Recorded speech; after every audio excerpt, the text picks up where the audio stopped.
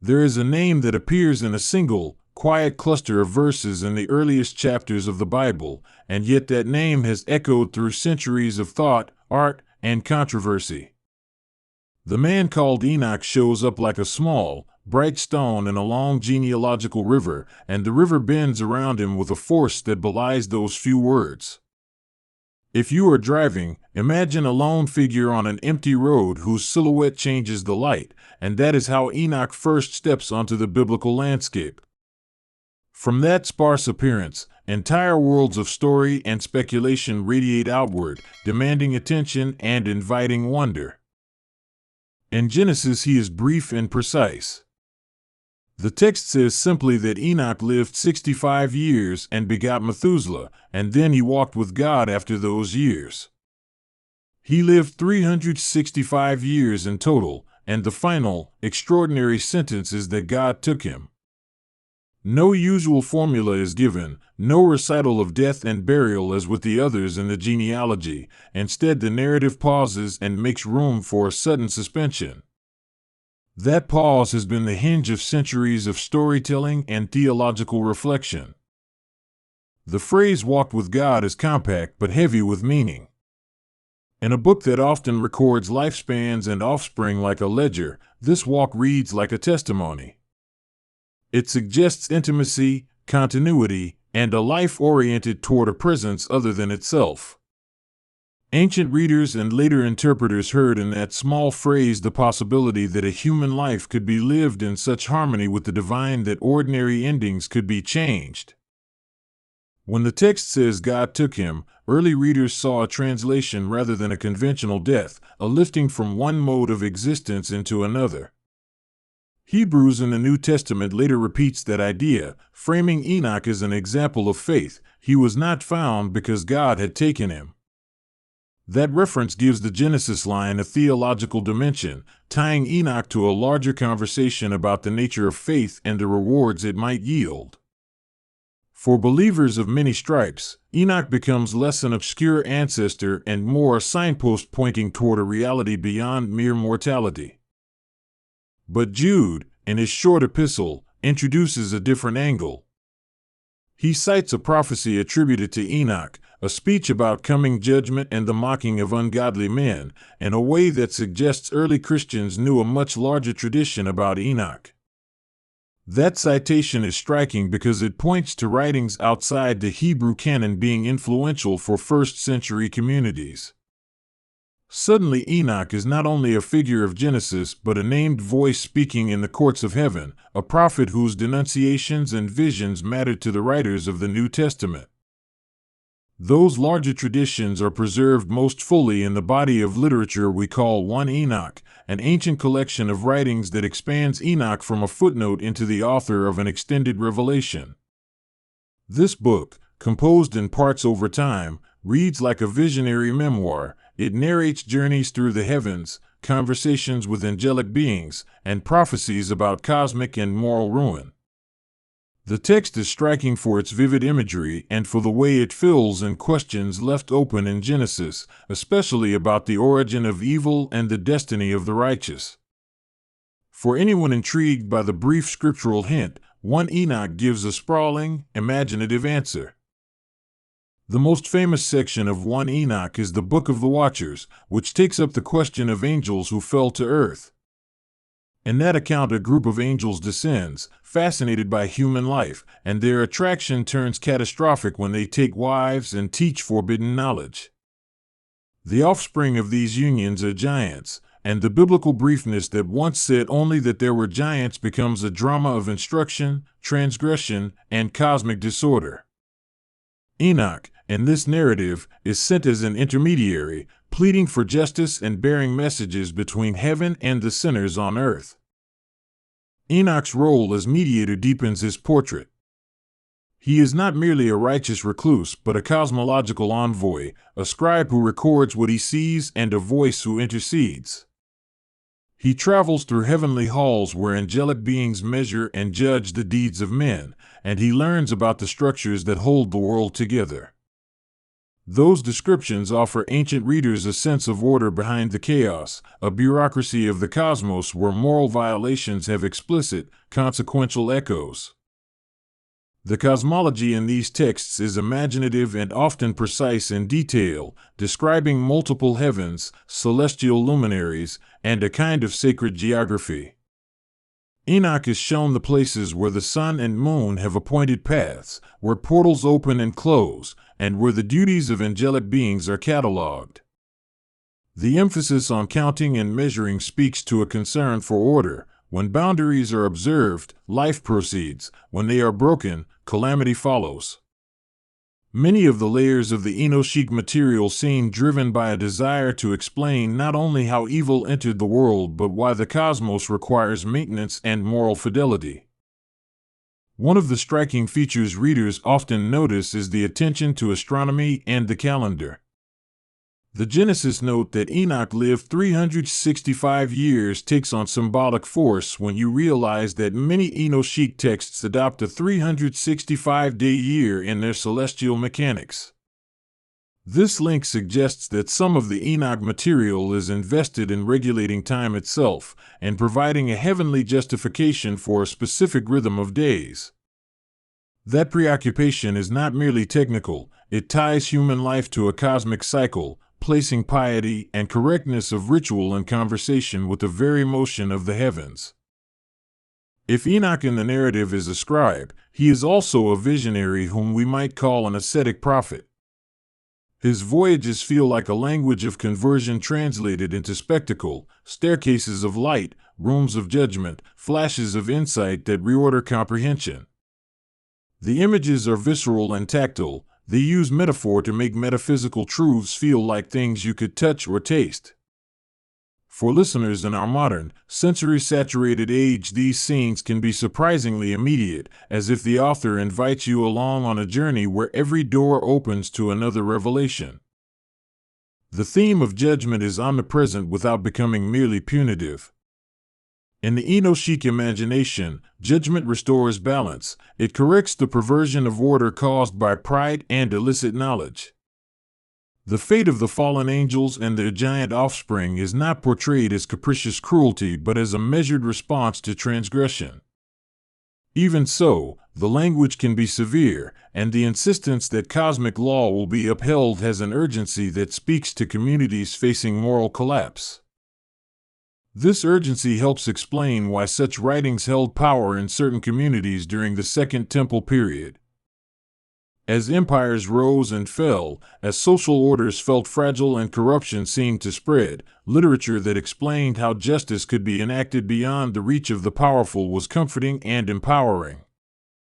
Enochic texts offered a theodicy of sorts, a way to see history not as random cruelty but as a stage where God and lesser powers worked toward an ultimate intention. That framework gave purpose to suffering and clarified the stakes of ethical life. Enoch's prominence in these texts reshapes him into a prototype of esoteric knowledge and righteous descent. He is not merely the recipient of secrets but a kind of cosmic lawyer who pleads for both knowledge and mercy. At times the tone is forensic, cataloging sins with crisp denunciation. At other moments it is poetic, painting the justice of God as a vast, almost aesthetic principle.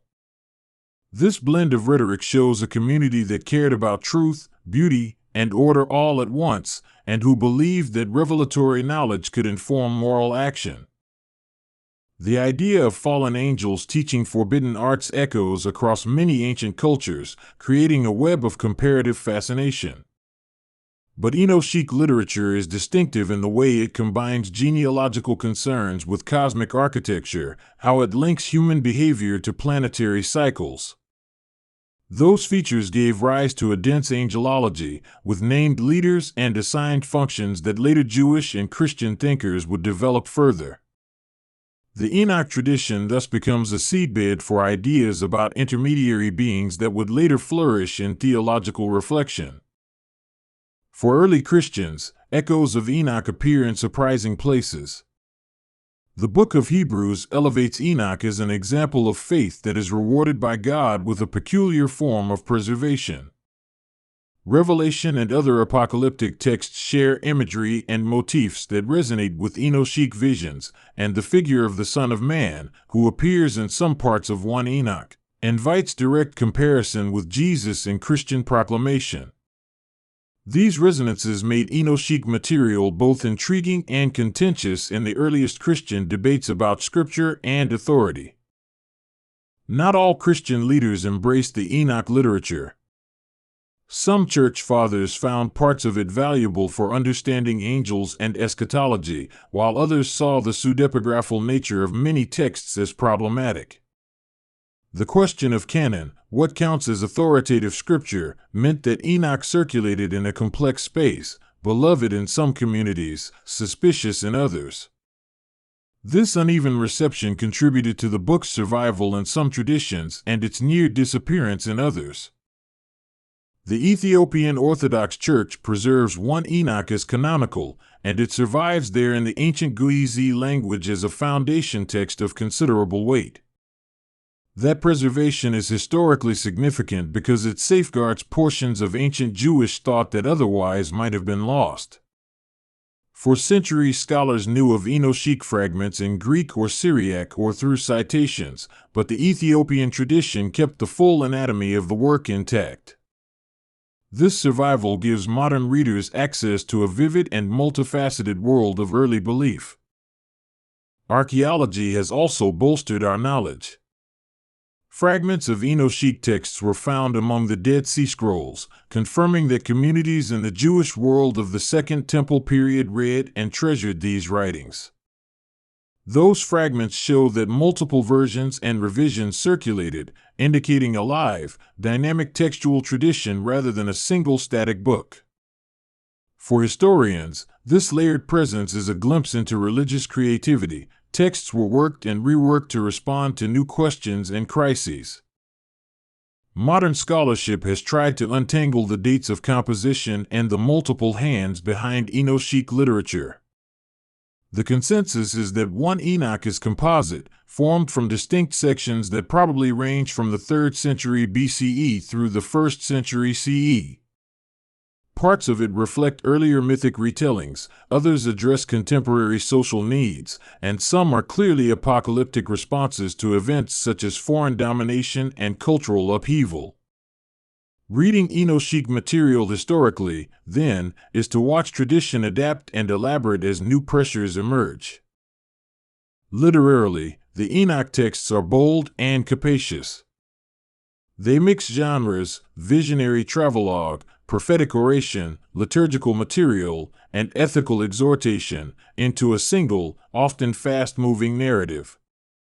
The voice shifts from stern denunciation to ecstatic description, and that variety gives the material kinetic energy.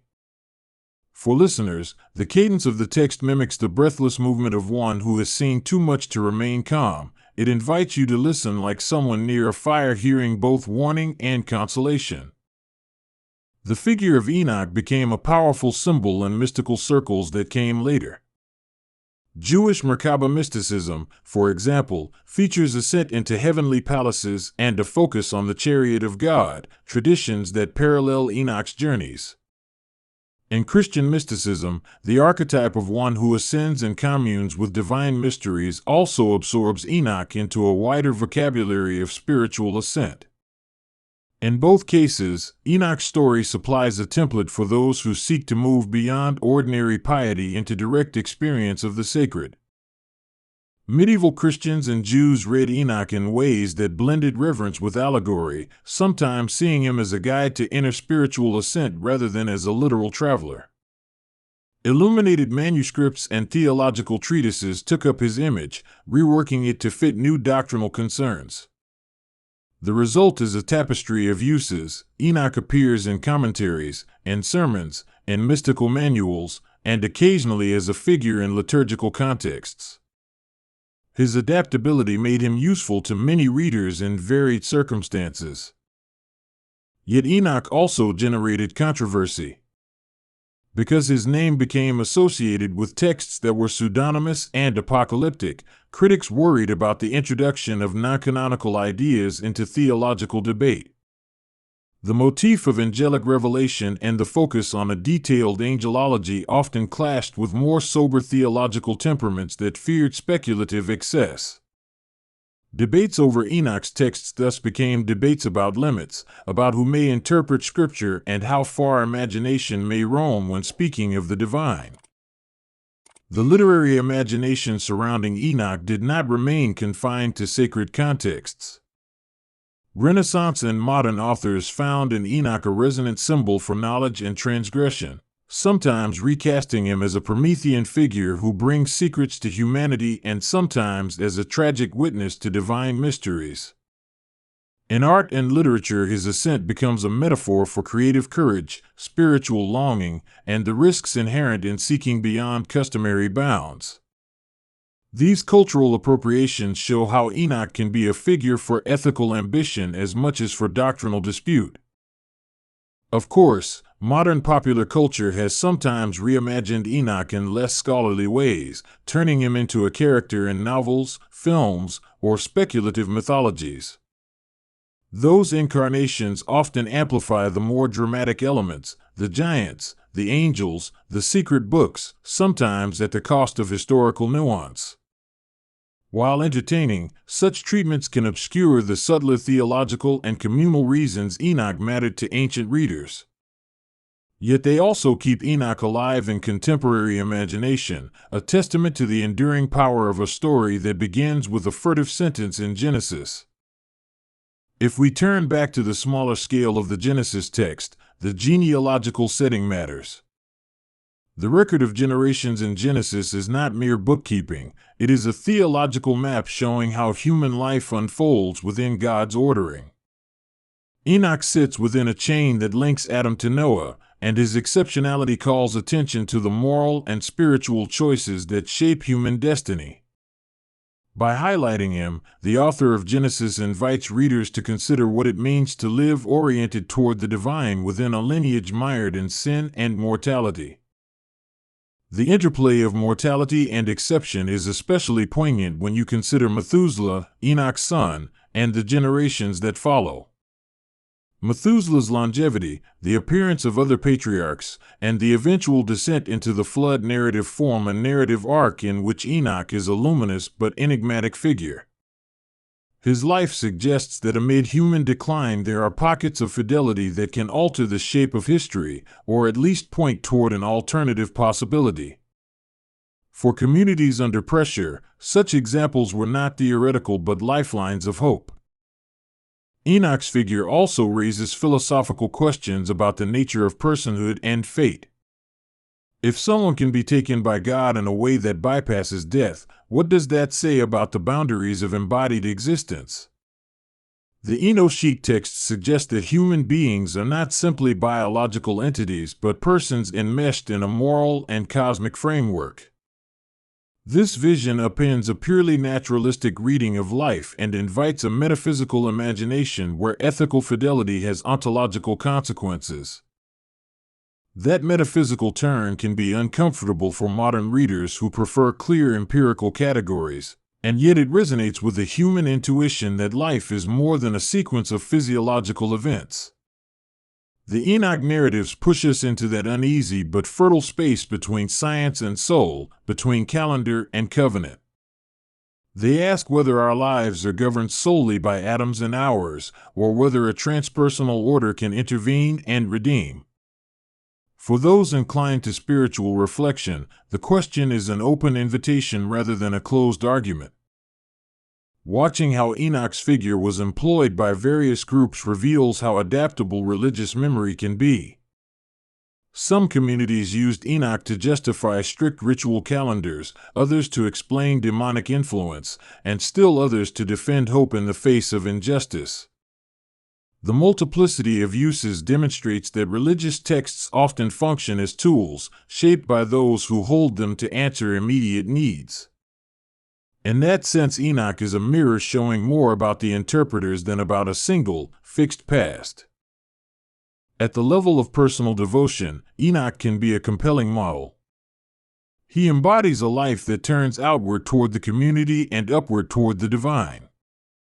To hear the Enoch narratives in this vein is to remember that spiritual life involves both social witness and otherworldly attentiveness. For listeners balancing the busyness of ordinary life, Enoch offers a compressed exemplar, disciplined fidelity, visionary awareness, and an ultimate destiny that reframes temporal anxieties. The symbol of walking gives a bodily feel to Enoch's spiritual stature. Walking is both ordinary and contemplative. It is an action one does in rhythm with breath and earth. The image of walking with God thus expresses a spirituality of continuity rather than ecstasy alone, a life in which repetitive, humble steps align with a transcendent presence. That mundane metaphor may be one reason Enoch's story continues to speak. It promises sanctity that is compatible with everyday routine. Enoch's association with secret knowledge invites caution as well. The texts that bear his name include revelations about hidden things, and human curiosity about secrets can be both a force for good and a temptation to rebellion. The Enochic authors seem aware of this double edge. Their story is designed to show the peril of illicit curiosity and the proper channels for revelation.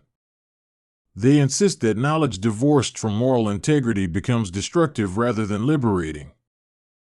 When modern readers encounter Enoch, they often confront an unresolved tension between fascination and skepticism.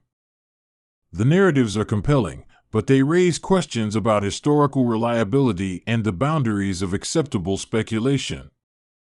Listening carefully to the texts while acknowledging their context allows a balanced engagement. One can appreciate their imaginative power while being critical about claims of literal historicity.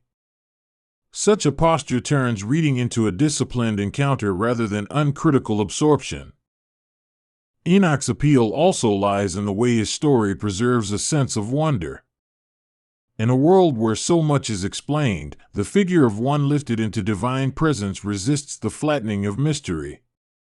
His story keeps a place open for astonishment, a humility before realities that exceed our grasp. That enduring capacity to inspire awe is perhaps the deepest reason Enoch remains a subject of interest across cultures and centuries.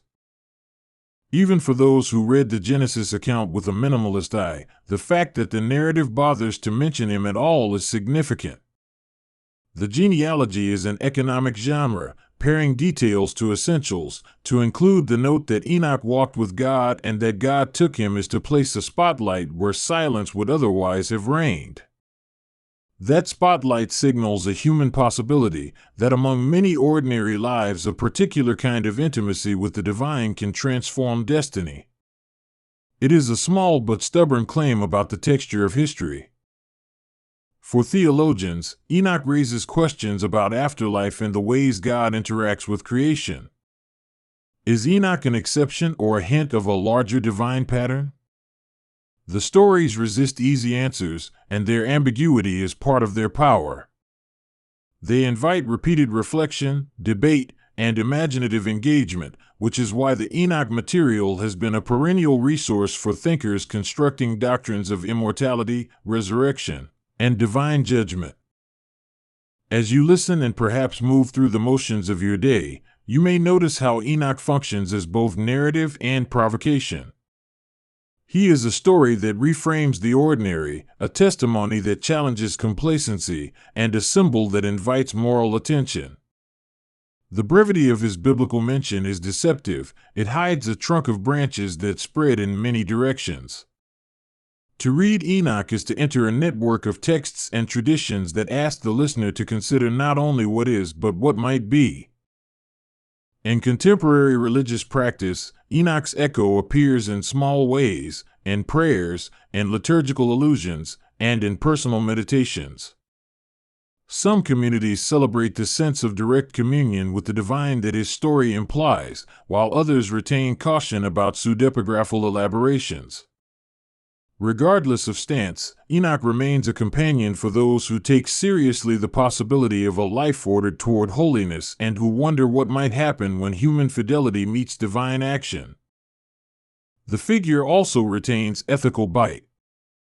The Enoch traditions denounce arrogance, illicit violence, and the misuse of knowledge.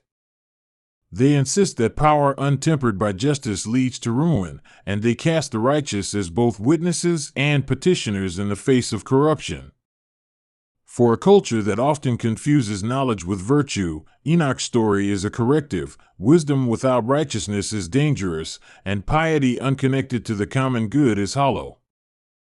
Scholars continue to unpack the text, discovering new fragments and fresh readings that complicate older assumptions. Each manuscript find and each careful translation reshapes our understanding of what Enoch said and how his texts circulated. The field remains lively, and the fact that debate persists indicates that Enoch is not a closed subject but a living conversation between past and present. For those who love historical puzzles, Enoch is a generous interlocutor. If you were to trace the life of Enoch like a path on a map, you would see detours, expansions, and reinterpretations forming around a single point of origin. That map shows not a straight line but a palimpsest of voices layering upon one another across centuries.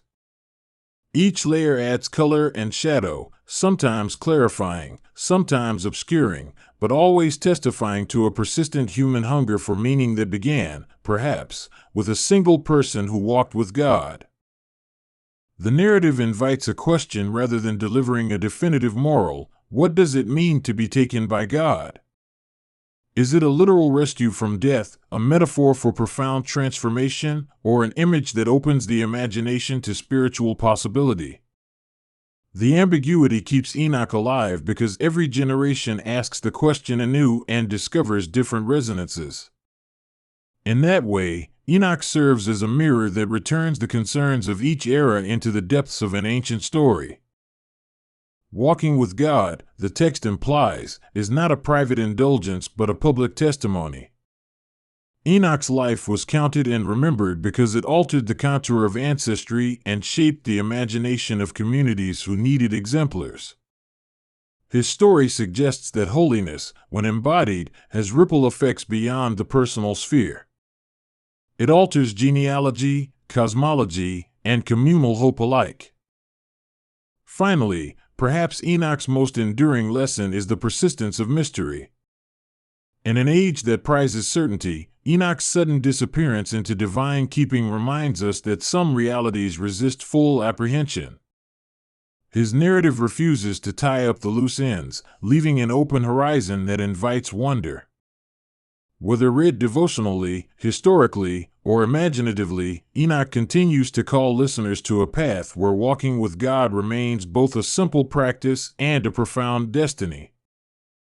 Enoch walked before the crowd of men like a man who had learned to listen to the silence between heartbeats, and that silence made room for voices not of this earth. He was not born remarkable in the ordinary way, but a restlessness lived in his bones that made him stand apart, watching the horizon as if some gate beyond it would open and call his name. People called him righteous because he turned his face from easy vices and ordinary cruelties, but righteousness was only the shape his curiosity took when it met the limits of the world. He would later be described as one who walked with God, and in that walking there was a rhythm like footsteps on stones, each step a question pressed gently into the fabric of night. The story began with dissent, though the word itself tastes like thunder on the tongue. A band of heavenly watchers, great in stature and intent, looked down and saw that the daughters of men were fair. They were called to watch the world, to keep vigil, but they were gaze-struck by the texture of flesh, the soft tilt of human life, and the rules that should have steadied them slackened at the touch of desire. Their fall was not sudden like a cliff giving way, but subtle like frost creeping under a pane, an imperceptible spread of wrongness disguised as right. They taught forbidden arts, languages of power, cosmetics of deception, and the geometry of violence, as if knowledge could be plucked like fruit without consequence. Enoch learned of the watchers not in a public hall but in a hush of revelation, the kind that arrives like rain after a long drought and soaks one to the bone. He stood where the sky met the plain and felt the weight of other skies pressing down, layers upon layers of seeing.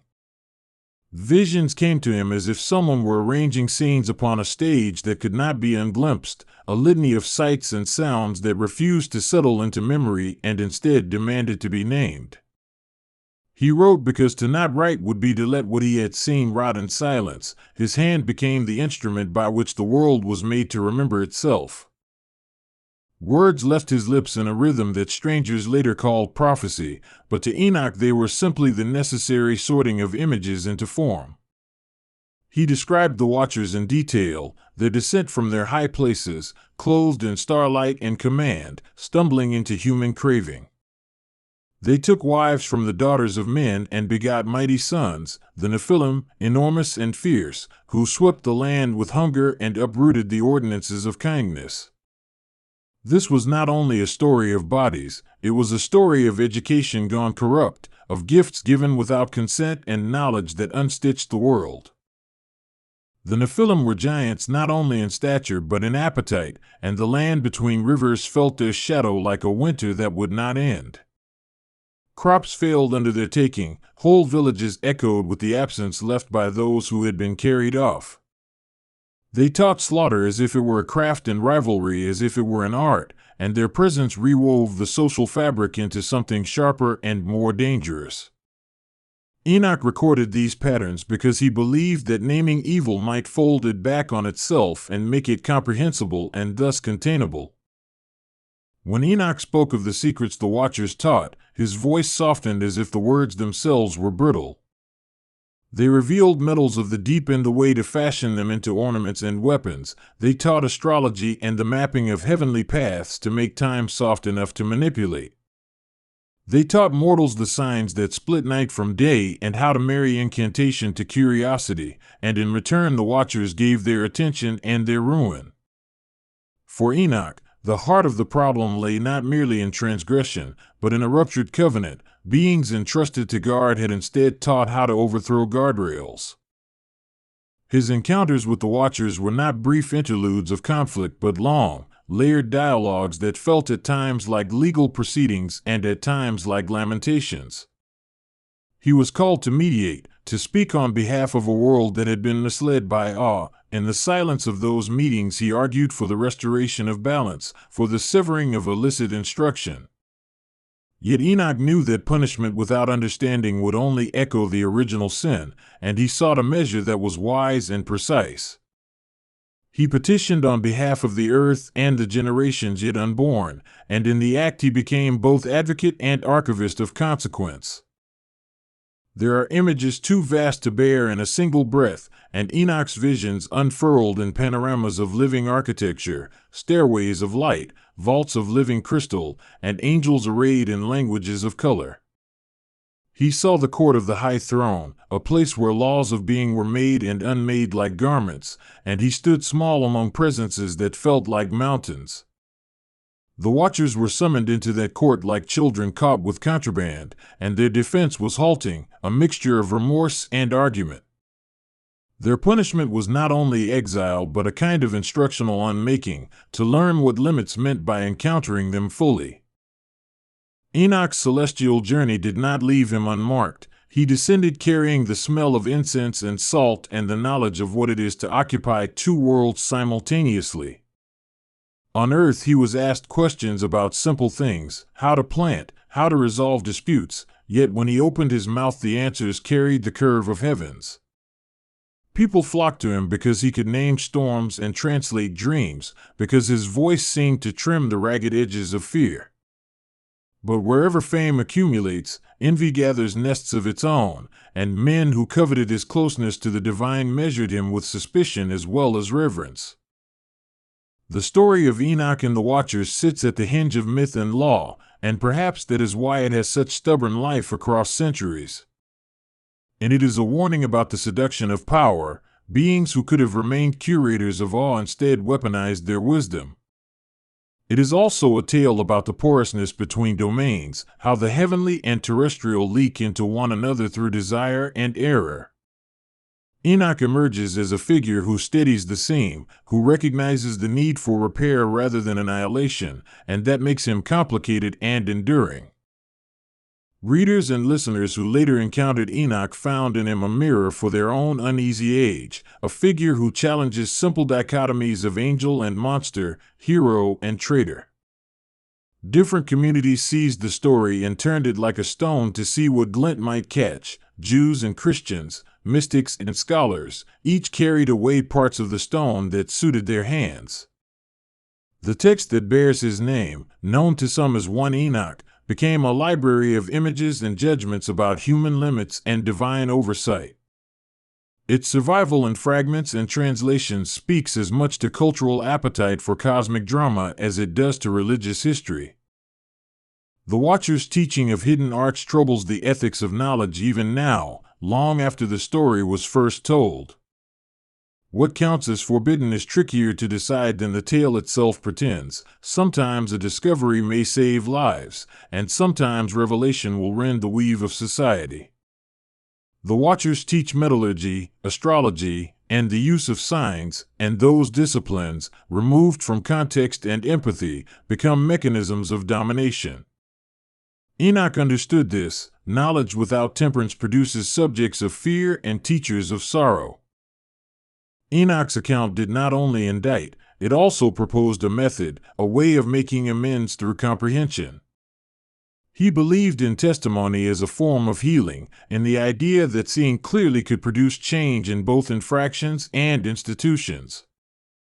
He sought to place the Watchers in conditions where they would recognize the moral weight of their acts, to have them stand in the presence of those whom they had harmed. Justice in his telling requires seeing and being seen, and that reciprocity is itself a kind of repair. The punishment decreed upon the fallen was harsh and layered, for it matched the ambitious reach of their transgression. They were bound and confined in desolate places of the earth, a vivid image of mobility arrested and power curtailed. Their giant offspring, the Nephilim, faced their own end as the earth recoiled from their excess, and the narrative gathers up the violence like a bitter harvest demanding to be burned. But even in the enactment of punishment there remained mercy. Enoch's role as intercessor suggests that restoration, not annihilation, is the hope hidden in reckoning. Enoch's portrayal as a scribe is apt because his writing functions like a cartography of catastrophe and consolation. He writes to map fault lines so others may avoid them, and his lines are precise with the care of a hand that has watched too many suns fall. The language he uses is rich with cosmological detail, a firmament rolled like a scroll, angelic orders that arch toward each other like ribs, and yet beneath the grandeur is a tenderness for creatures who erred. He catalogues not only crimes but their ripple effects, the way knowledge or violence persists through bloodlines and customs. We can imagine Enoch in an evening room lit by a single oil lamp, his finger pausing as if to feel whether the words still held true, his breath carried away by the night. He writes to preserve and to persuade. His narrative is equal parts warning and instruction manual for a world too quick to elevate certain knowledges. In his hands, writing is not inert. It becomes a living corridor between epochs, a place where future listeners might pause and choose differently. He is careful to show both the Watchers' grandeur and their weakness, hoping that by making both visible, others might learn restraint. There is an archetypal ache at the center of the story, the ache of beings who desire what they were not made to possess. The Watchers sought intimacy with the human, a mingling that promised novelty but produced imbalance. Enacting that longing had consequences not just for cosmic order but for the tender rules that make communities possible, the rules that restrain appetite for the sake of continuity. Enoch felt this ache as a moral puzzle, how to honor the wonder that drew the Watchers to humans without endorsing the transgression that came with it. Many ancient listeners would have heard in Enoch a template for understanding natural disasters and social collapse, an ideological frame that explained how the world could be both graced and broken. To them, the narrative offered not only causality but also a model for response, account for what happened, bind what must be bound, and teach norms that prevent reoccurrence. The story was dangerously portable, though, used as a political tool it could rationalize purges and claims to purity. Enoch's voice, intended as a caution, sometimes became a cudgel in the hands of those who wanted to harden boundaries rather than mend breach. Enoch's presence in the cultural imagination is partly due to the vividness of his imagery and partly to the psychological resonance of its themes. Who among us has not felt the lure of forbidden knowledge or the terror of its consequences? The Watchers are both monstrous and painfully human in their missteps, and that blend makes them useful metaphors for leaders, technologies, and ideologies that overreach. The narrative asks whether transgression stems from curiosity unmoored or from the corruption of authority, and that question keeps Enoch alive in discussions centuries later. When scholars reconstructed the many fragments of Enoch's book, they saw that the text itself is a mosaic of voices and layers, suggesting a long process of composition and accretion. Different sections emphasize different things: cosmology in one place, judgment in another, ethical exhortation somewhere else, yet all of them return to the central knot of Watchers and their offspring. This patchwork character makes the text rich and difficult, a living document that absorbed local concerns as it traveled through communities. Listeners through the ages received these additions as clarifications, protests, or reinterpretations, each turning the story into a mirror for their own conflicts. The motifs of light and darkness recur always, but they do not align cleanly with good and evil. Light sometimes deceives, as when angelic brilliance masks wrong intent, and darkness sometimes protects, a refuge from the flaunting of power. Enoch's cosmology is comfortable with paradox because life itself is threaded through paradox. A being can be glorious and fallible at once, and a law can be just and yet cruel if applied without mercy. In listening to Enoch, we are asked to accept complexity, to hold opposing realities without settling for simplistic verdicts. Enoch's ascents and descents provide rhythms by which listeners measure time in the narrative. He climbs to see and descends to tell, and each movement changes him.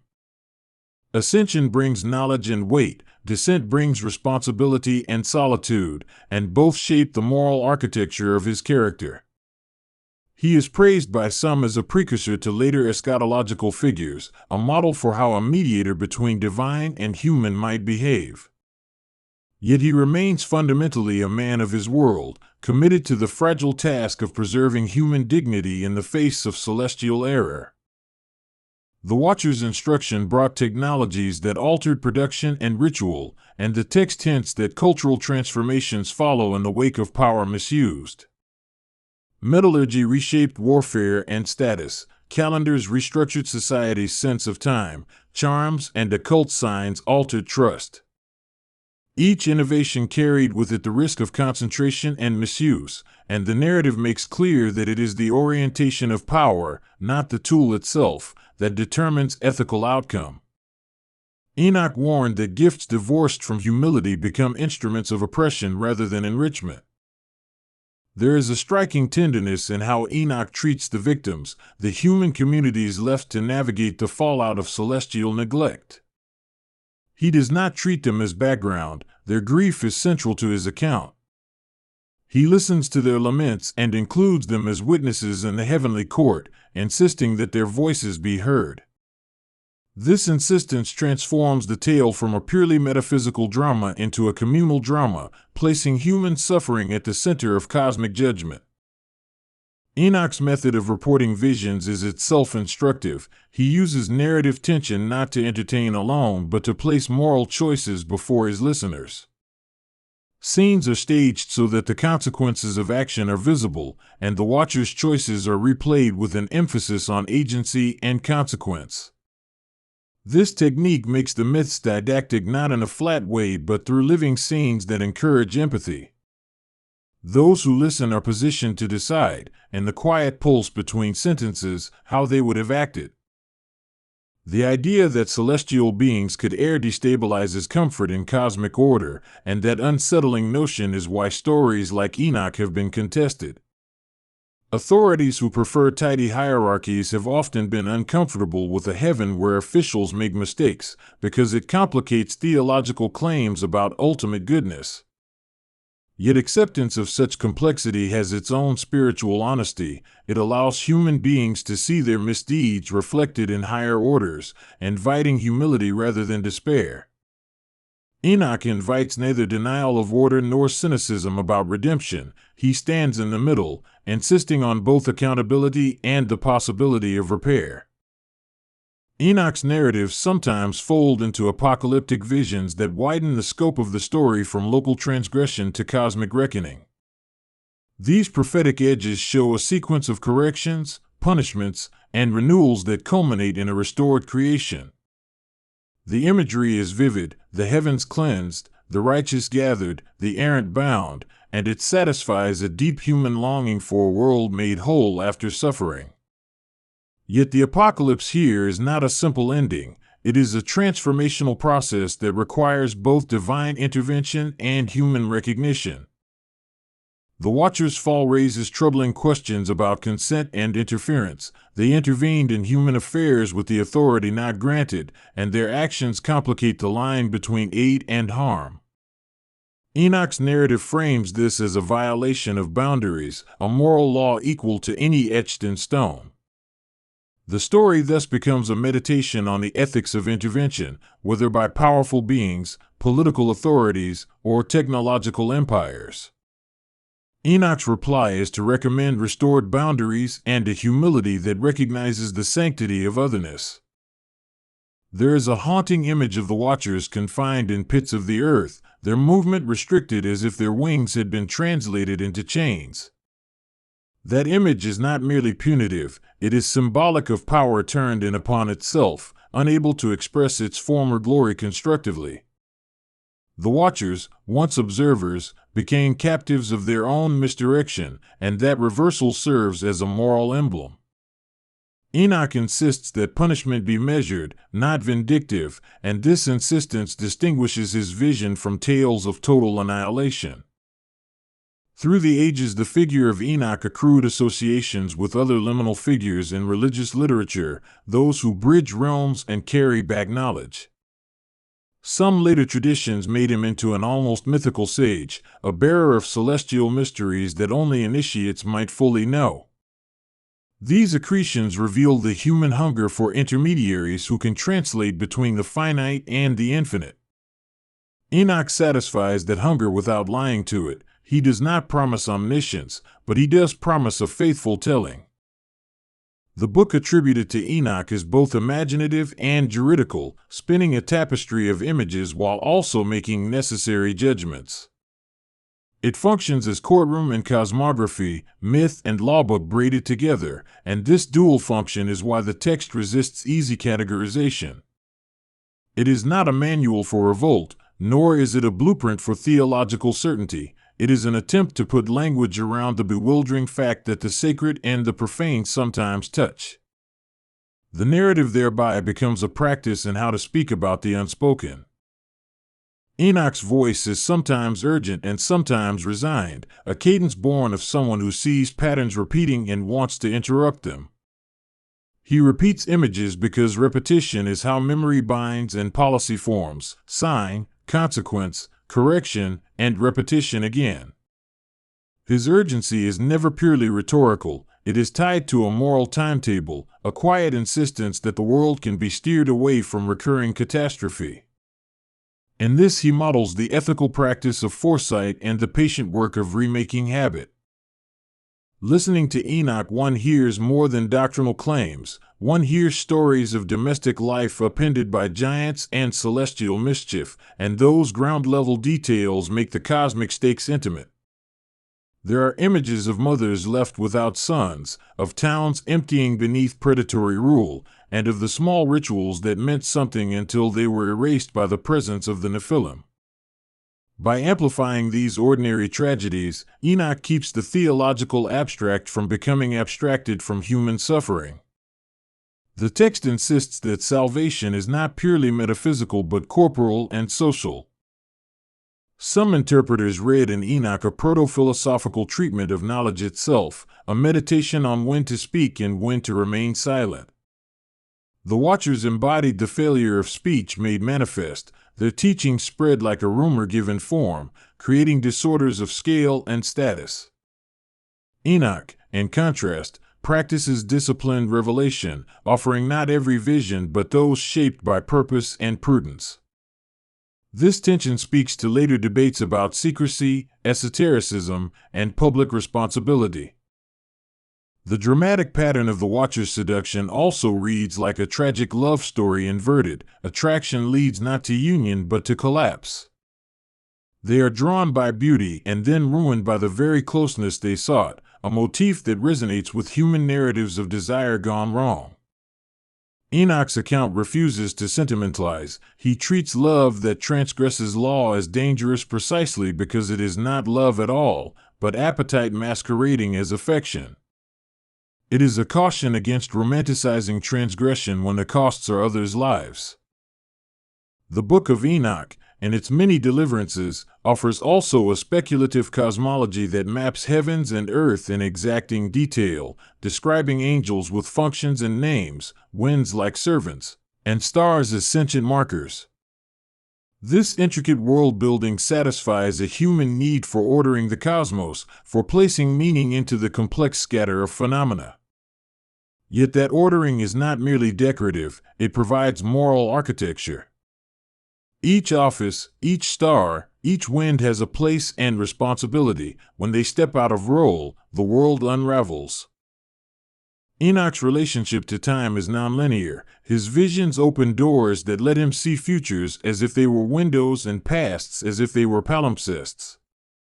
This perspective makes his warnings urgent because he speaks with the clarity of hindsight even when history has not yet arrived.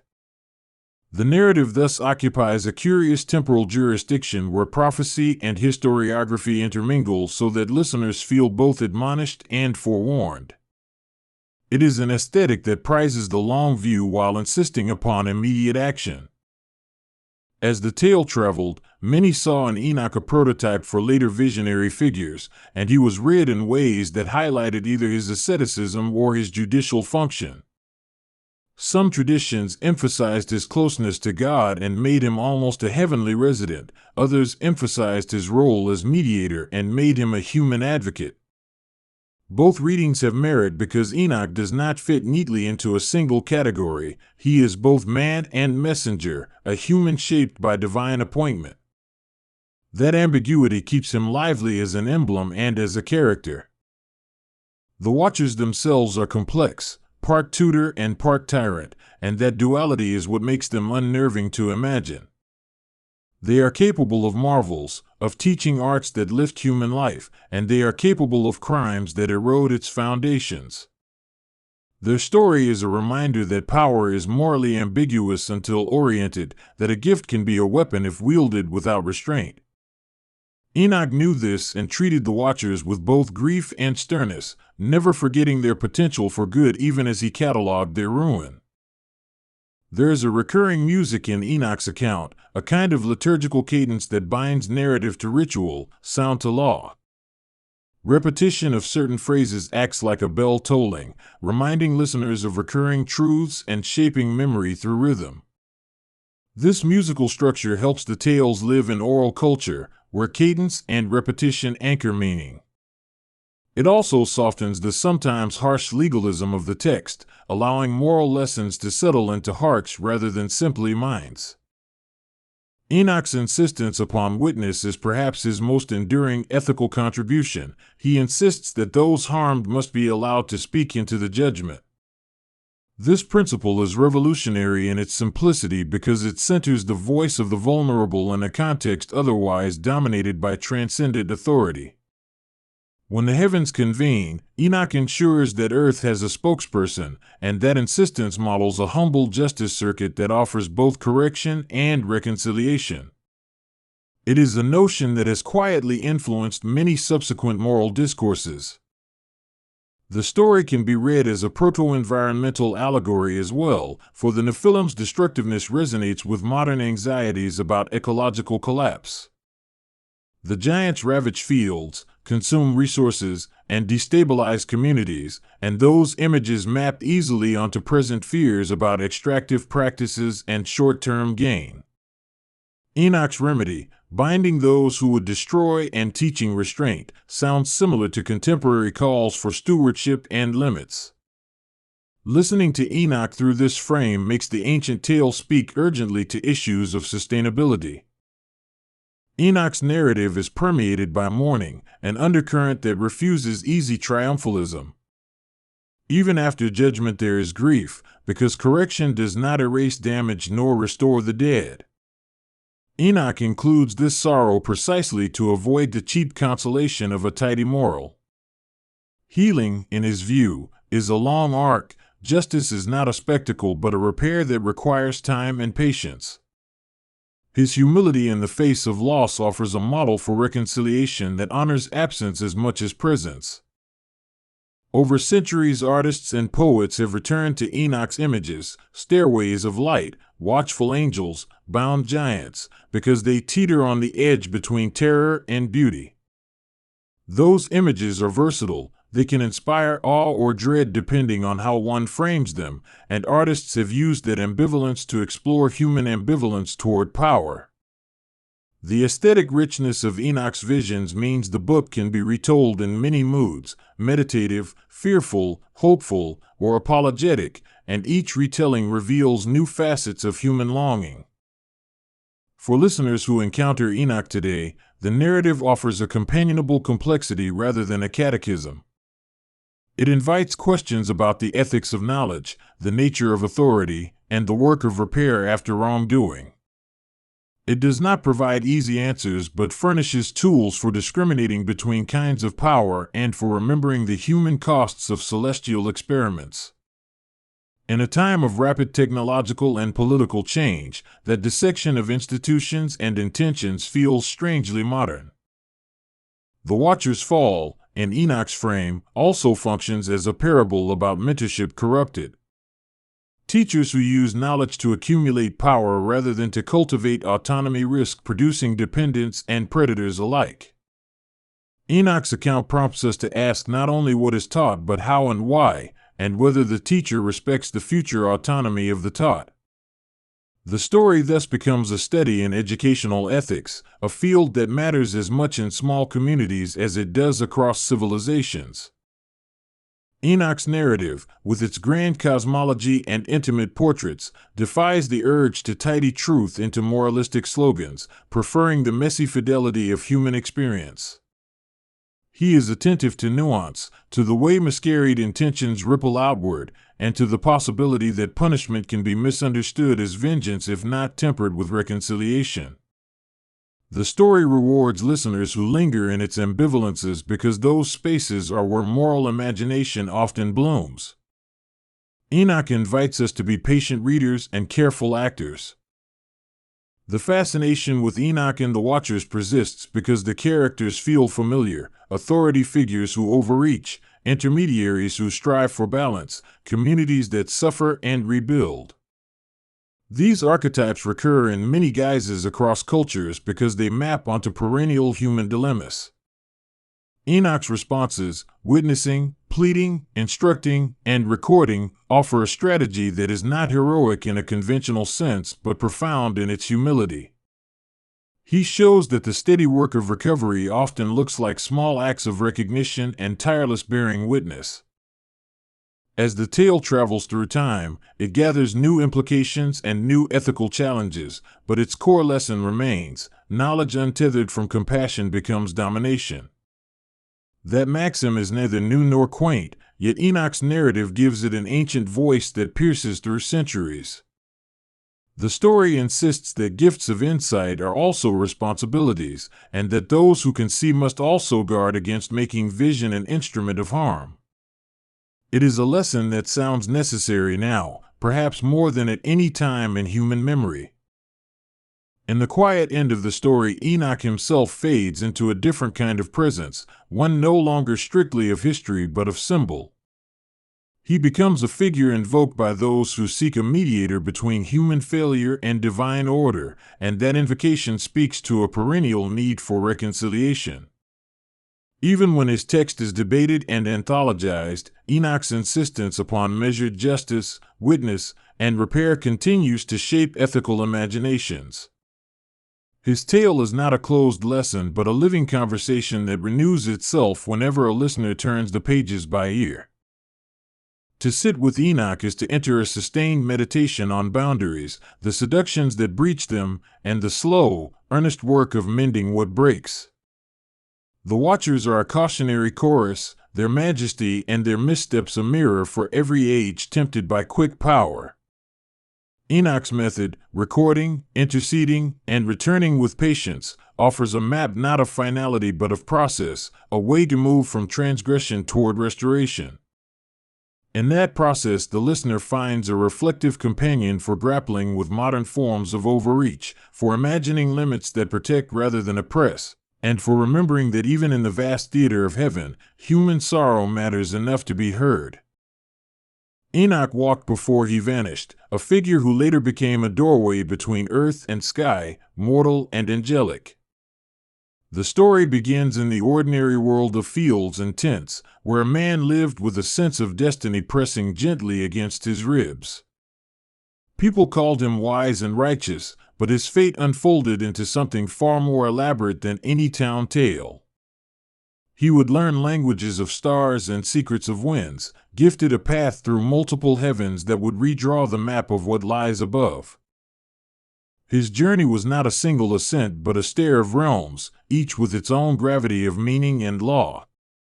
The cosmology that grew around Enoch imagined the sky as layered, a ladder of thresholds and courts where different beings held station. Some traditions counted 7 heavens and stopped, while others extended the architecture to 10, and in that extension the narrative found room for vast detail and nuance. Each heaven had its own light, voice, and memory, and Enoch moved through them like someone reading chapters of a sacred book. The first heaven was close in its familiarity, a place where clouds still bore the smell of rain and the mechanics of weather were visible. There were angels assigned to meteors, to breezes that ferry messages, and to the reservoirs of dew that water fields of men. Enoch saw these custodians at work and understood that even the most commonplace forces on earth had celestial managers. It altered the way he listened to wind and rain, turning phenomena into intentional acts rather than random events. Crossing from one heaven to the next felt like stepping from dawn into noon. Brightness increased, but so did density.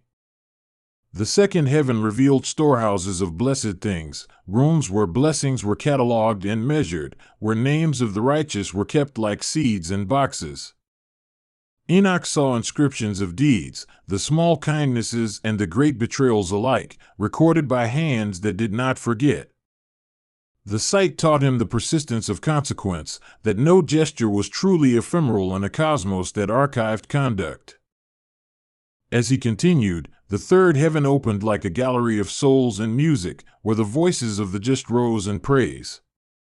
Here were hosts of angels praising with different timbres, a chorus that filled the intervals between worlds. Enoch listened until the reverberation rewired his sense of time, making moments stretch and fold like fabric. In this place the light itself seemed articulate, and he understood that praise was not merely ritual but a sustaining force for the very harmonies of existence. Then came an ascent into more secret things, into the fourth heaven where cosmic stores of natural resources were kept. Rivers of living water, fountains of fire, chambers where winds were folded into skins were visible to his eye. He watched these elements being arranged and dispensed, rules governing the flow of material from heavens into the world below. This vision explained storms and droughts as outcomes of careful administration, not caprice, and it gave Enoch a strange compassion for those who suffered on earth. The fifth heaven introduced governors of stars, scribes of celestial law, and officers who measured out seasons and appointed courses. Constellations were set on ropes, their patterns tuned like instruments, and the zodiacal paths were overseen by beings with precise instruments. Enoch saw how calendars were woven, how time itself was portioned into units of order. It made him see calendars not as human inventions but as echo of a cosmic stewardship, an interplay of measurement and meaning. Beyond this, The sixth heaven presented the tribunals and courts where destinies were discussed and where accusations were balanced against pleas. Angels presented petitions like attorneys, and cosmic judges weighed histories with impartial instruments. It was here that the fate of nations and the arcs of centuries were contemplated before being sent down like decrees. Enoch felt the solemnity of justice on those heights and the way moral causality extended into the architecture of the cosmos. The seventh heaven was where the royal presence dwelled, where a throne of light and the immediate attendance of the divine could be seen. In some accounts this is the highest point, the ultimate scene, but in the longer tradition of 10 heavens Enoch's path continued past what most thought the end. Still, pacing through the seventh heaven felt like a summit reached at last, a place of awe so dense that language thinned to silence. Even then he did not stay, because the cosmos in the stories had further chambers to reveal. The eighth heaven changed the character of the voyage by introducing vast archives and the bookrooms of destiny, where letters of fate were kept and where the secrets of the ages were folded into scrolls. There Enoch encountered script that described cycles yet to come, prophetic blueprints that stretched across centuries. The archivists there were patient and grave, curators of inevitability who policed the integrity of recorded time. It made Enoch a keeper by association, a mediator who could read what others could not. In the ninth heaven the presence of watchers intensified, and this is where many versions locate the more perilous revelations. Enoch observed watchers who supervised human affairs and who had, in earlier ages, fallen by assumption or desire. Their stories were woven into the fabric of the world, cautionary threads about limits crossed and the price of transgression. The vision offered Enoch both empathy and warning, a dual lens through which to see the possibilities and perils of power among beings both heavenly and human. The 10th heaven, in those traditions that affirmed it, was the most ineffable, a place where the layers of being seemed to collapse into an essence of pure presence. Light here had qualities that defied comparison. It felt like hearing a single, perfect tone that contained every melody. Enoch stood at the fringe of a mystery that was not merely beyond his comprehension but beyond the structure of language itself. And yet, within that limit, he received impressions and intimations that would shape the way he taught and the words he set down. To move through these heavens was to learn different modes of governance that ordered existence. Angels were not identical politicians but administrators with different mandates and temperaments. Some tended to mercy and healing, others to strict stewardship and the keeping of boundary. Enoch learned their names and roles, often through symbolic conversation rather than literal lists, and these lessons taught him that the universe was governed in a plurality of offices. That plurality explained contradictions in human experience, chaos and order, suffering and solace, all woven into one administrative tapestry. He met archangels whose reputations endured in later traditions, figures later known as Michael, Gabriel, Raphael, and Uriel, though the texts nuanced their personhood with tasks rather than solely titles. Michael would act as champion, guarding the righteous and contending with cosmic adversaries. Gabriel communicated decrees and revelations, Raphael brought healing, and Uriel offered counsel and illumination. Enoch's encounters with them were as practical as they were visionary, each meeting illuminating how cosmic roles map onto human needs. Their presence conferred a sense of familiarity to otherworldly work, as if governance across realms mirrored committees on earth. In his travels he beheld the Watchers again, those angels whose curiosity or misjudgment led them to cross forbidden borders. They taught forbidden arts to mortals, metallurgy and cosmetics, astrology and the use of herbs in ways that reshaped human culture. But these gifts carried unintended consequences. Power misapplied produced violence, and the Watcher's tale became a parable of responsibility. Enoch recorded their confessions and interceded in ways that made him both chronicler and advocate, a role that tied him permanently to the moral backbone of the narrative. The cosmology also explained the mechanisms of sin and redemption with architecture and ritual.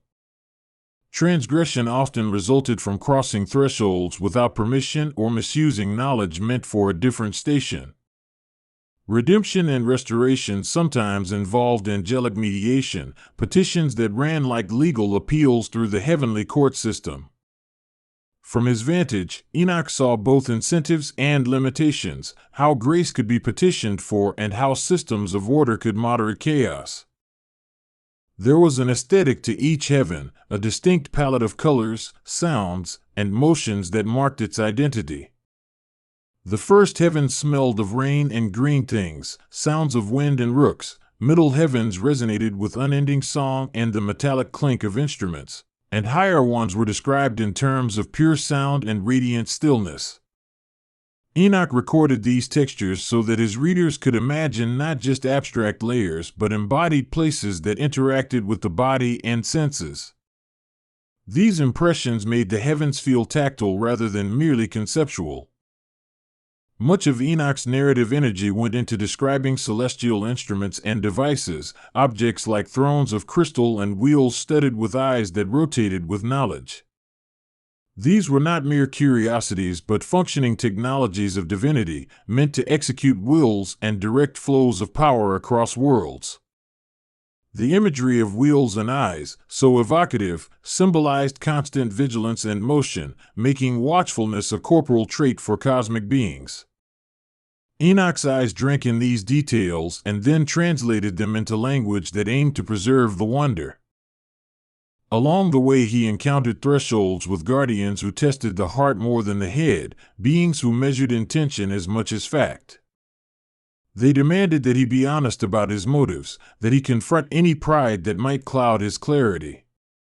These tests were not punitive so much as purifying. Each one stripped away layers of personal bias to let a truer understanding emerge. Enoch learned humility on those doors, the kind born of direct encounter with scale and consequence. The narrative also attends to the imagery of light, a central metaphor that takes different shapes in each heaven. Sometimes light arrives as soft lumens that tenderly reveal, sometimes it is fierce and juridical, like a beam that sorts and judges. Crucially, light is not merely illumination but a carrier of truth and presence, the way a face shows character in a room. Enoch's accounts show light as moral and functional, not simply aesthetic. Time in these upper chambers behaved differently than on earth. What might be an hour in a hall of praise could stretch into generations in a valley below, and vice versa. Enoch watched histories laid out in compressed panels and saw how long arcs were driven by small choices. This taught him patience, an ability to read the slow architecture of events, and a confidence that temporal disparity did not mean spiritual detachment but a different clock altogether. He was shown the fates of nations as scrolls that unfurled and then were rewound, as administrators rewrote margins, and as prophets read highlights. These were not simple predictions but complex negotiations, moments where free will interfaced with allotted structure. Enoch's role often became that of translator, interpreting cosmic statutes for the language of human action.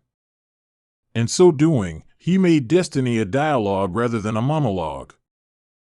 Symbols proliferated in the text and in the heavens themselves, each a node of meaning that Enoch could translate for his listeners. Trees might stand at the center of a heaven, rooting both worlds with branches that bridged realities, or rivers could carry names of prophets downstream. The symbolic geography functioned like a mnemonic web, allowing the vision to be held and recalled by those who heard it. Enoch taught that symbols were not mere decoration but functional tools for memory and moral instruction. One recurring vision was of a celestial temple, a hall of courts with pillars of fire and doors of silence. Angels moved like liturgical servants around altars of judgment and mercy, and instruments were tuned for petitions rather than songs alone. Enoch leaned into the liturgical cadence, discovering that repetition and rite were ways of aligning finite creatures with infinite order. The temple imagery supplied a spiritual architecture for prayer and intercession. The text also navigates the ethics of power with subtlety. Angels, though closer to the divine, were not infallible, and their interventions required scrutiny. Enoch's mediation between heavenly law and earthly need underscored a principle that strength without wisdom can be ruinous. The narratives warn against infatuation with power, proposing that stewardship requires humility, translation, and a willingness to submit to higher harmonies. Enoch's function as scribe is emphasized repeatedly. He became a recipient of revelations that he then committed to writing, becoming a bridge between beyond and below. His writing was not cold transcription but an interpretive act, a weaving of signals into a narrative that human hearts could hold. He understood that words could carry spiritual electricity, charged by the visions that birthed them.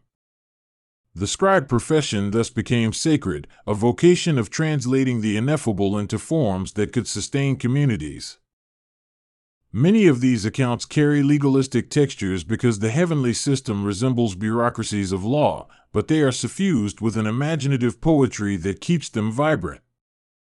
Law in the heavens is not mere code but a living arrangement that balances mercy and justice, growth and restraint.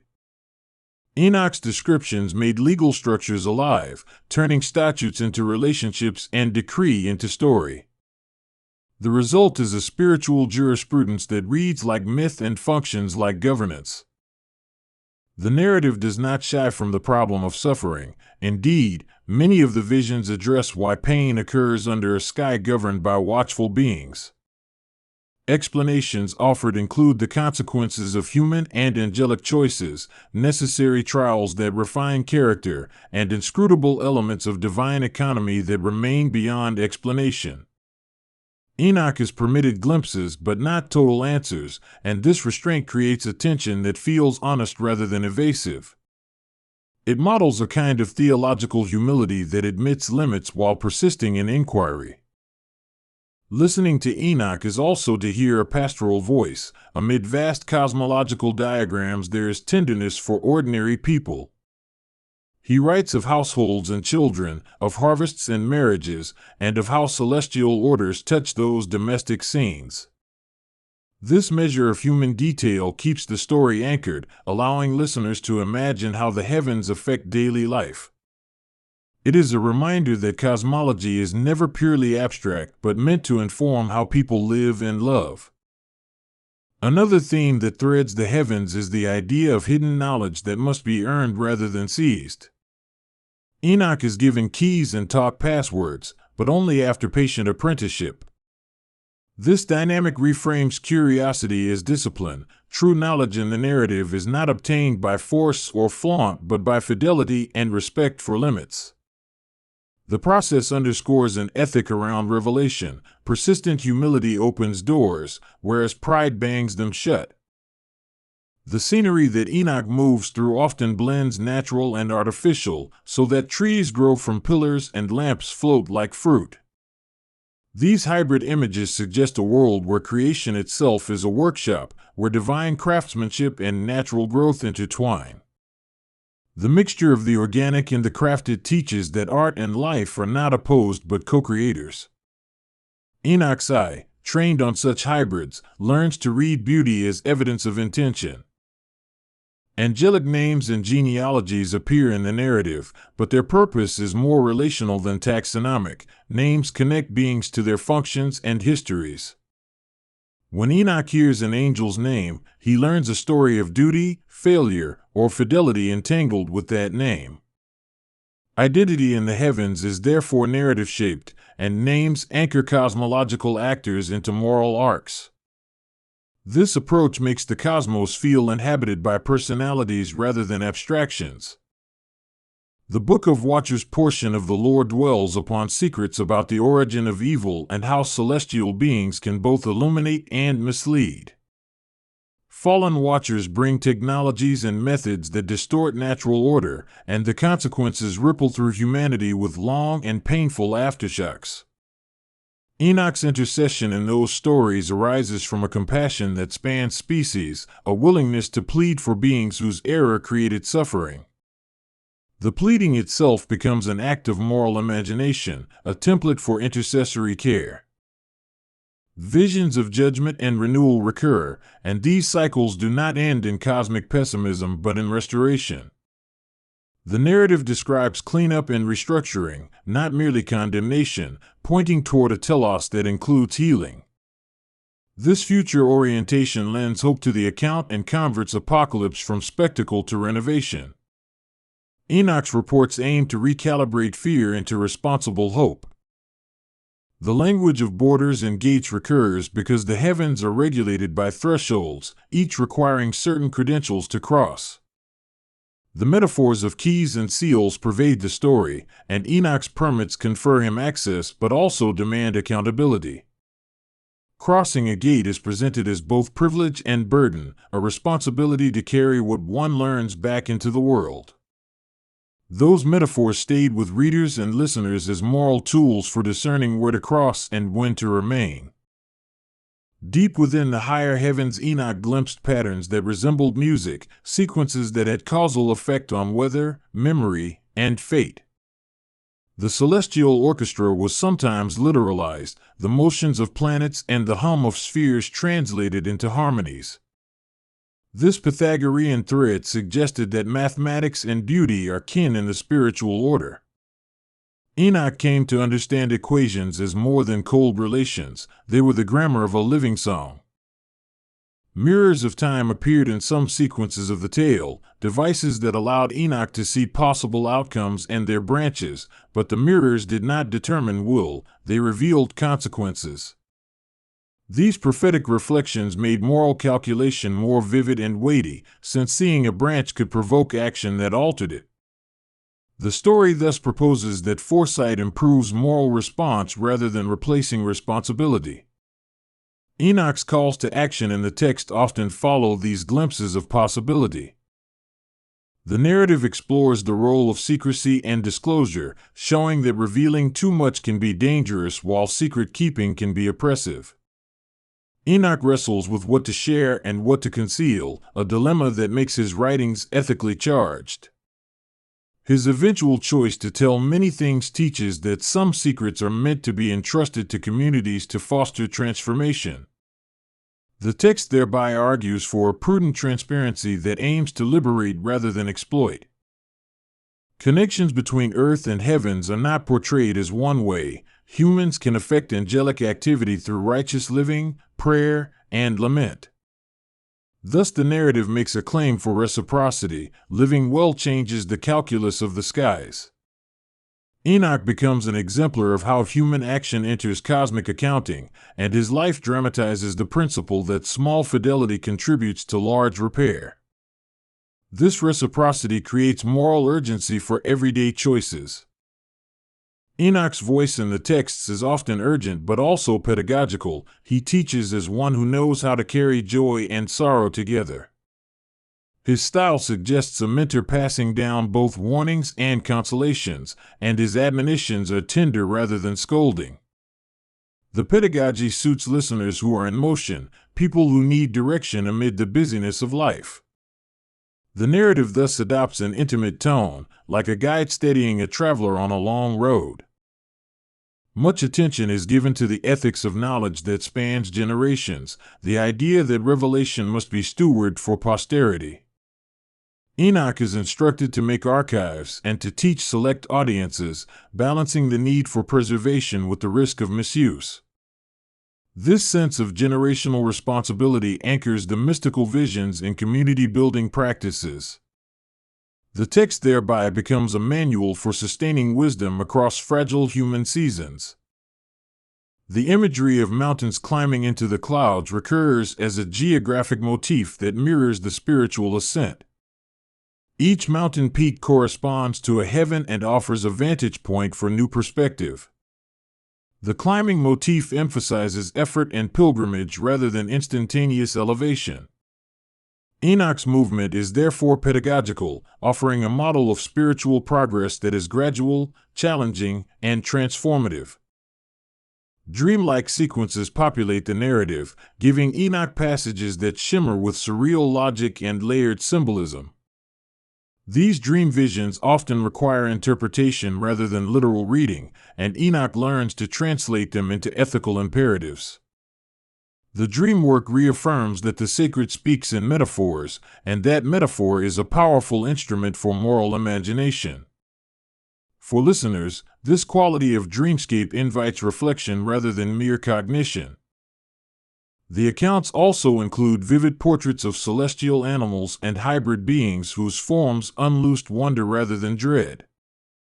Creatures with wings of flame and voices like thunder populate the courts, and they act as both guardians and heralds. Their presence expands the idea of community in the heavens, which includes forms of life beyond human comprehension yet relatable in practice and purpose. Enoch's compassion extends even to these beings, revealing an ethic that values all created forms. Enoch's status as a man translated, a mortal who was taken up without tasting death, became doctrinally significant for later readers. His translation exemplifies an otherworldly honor and the mystery of a life that crosses the boundary in a council-approved passage. This motif of translation influenced later religious thought about ascension, martyrdom, and the nature of death. The idea fostered hope that mortality could be transformed rather than simply ended. Different religious traditions rework Enoch's story in varied ways. In Islam, he appears as Idris, a prophet of learning and wisdom. In Christian Apocrypha, he becomes a source for angelology, and in Jewish mystical writings, he is a guide for ascension into the throne chambers. Each tradition emphasizes different facets: teaching, righteousness, revelation, but all agree that his journey is exemplary. That plurality of reception shows the narrative's capacity to speak across cultures while offering a core that remains recognizably Enochian. The bookishness of Enoch's materials suggests that literacy itself is sacred in his world. Books are the vessels of continuity and care.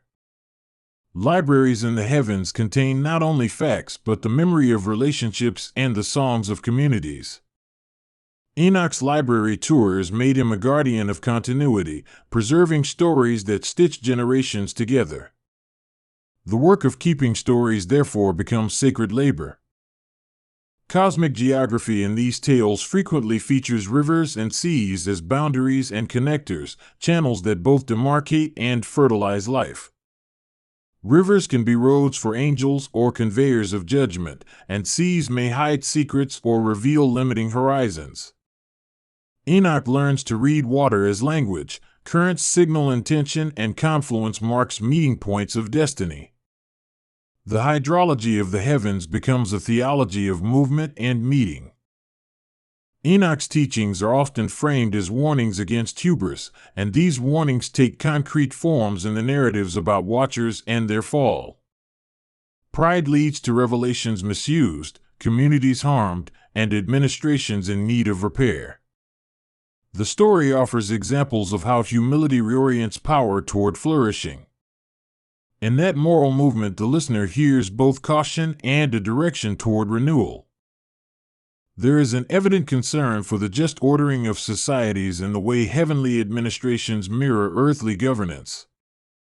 Judges, scribes, and officers appear both on high and below, and the narrative suggests that earthly institutions work best when they emulate the measured justice of the heavens. Enoch's counsel often turns toward civic ethics, urging leaders to model restraint and compassion. The text thereby becomes a manual for virtuous governance as much as a mystical itinerary. Sometimes the prose slows into contemplative descriptions of silence, for in the highest reaches Enoch encountered a hush that was not absence but fullness. Silence emerges as a presence that holds and sustains rather than erases. Listening, therefore, becomes a spiritual technology, an active posture that opens doors more effectively than speech. Enoch learns that to stand in silence amid light is to hear the inaudible architecture of being. The narrative also deals with the fate of the wicked, described in imagery that balances fear with ethical clarity. The portrayal of punishment is not merely retributive spectacle but often pedagogical, aimed at correction and future prevention. Justice in these sections reads less like vengeance and more like an attempt to restore balance to a cosmos thrown off its rhythms. Enoch's voice resists thriving on terror, instead inviting moral seriousness. Enoch's accounts were composed to be told aloud, and that performative intention shapes their rhythm and repetition. Rhetorical devices, refrains, parallelism, and nested visions serve memory and communal recitation. He writes as one aware that listeners will carry his words into other circles, that spoken liturgy will shape practice. That sensibility makes the work portable, preparing it to be folded into worship and instruction. At times the text is introspective, exposing Enoch's own fears and doubts as part of the journey. He does not present himself as an unassailable genius, but as a pilgrim who must wrestle with fear before transcending it.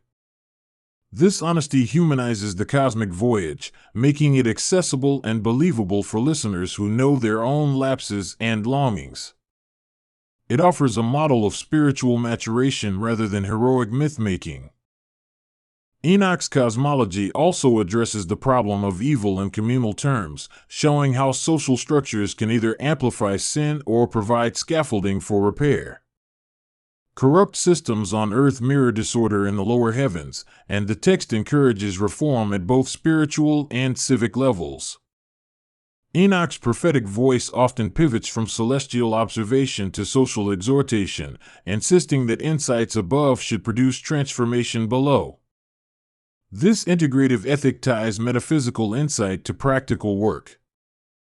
He recorded visions of cosmic histories and future outcomes that were sometimes ambiguous and sometimes sharply directive. Ambiguity preserved the openness of human agency while directives guided communal action toward mercy. Listeners learned to live within this duality, cultivating discernment amid uncertainty. The narrative thus becomes a school in decision-making without guarantee. Enoch's interactions with angelic scribes provided him access to the names of things, the labels that structure reality. Knowing a name in his world often meant holding a covenant with a thing's nature and purpose.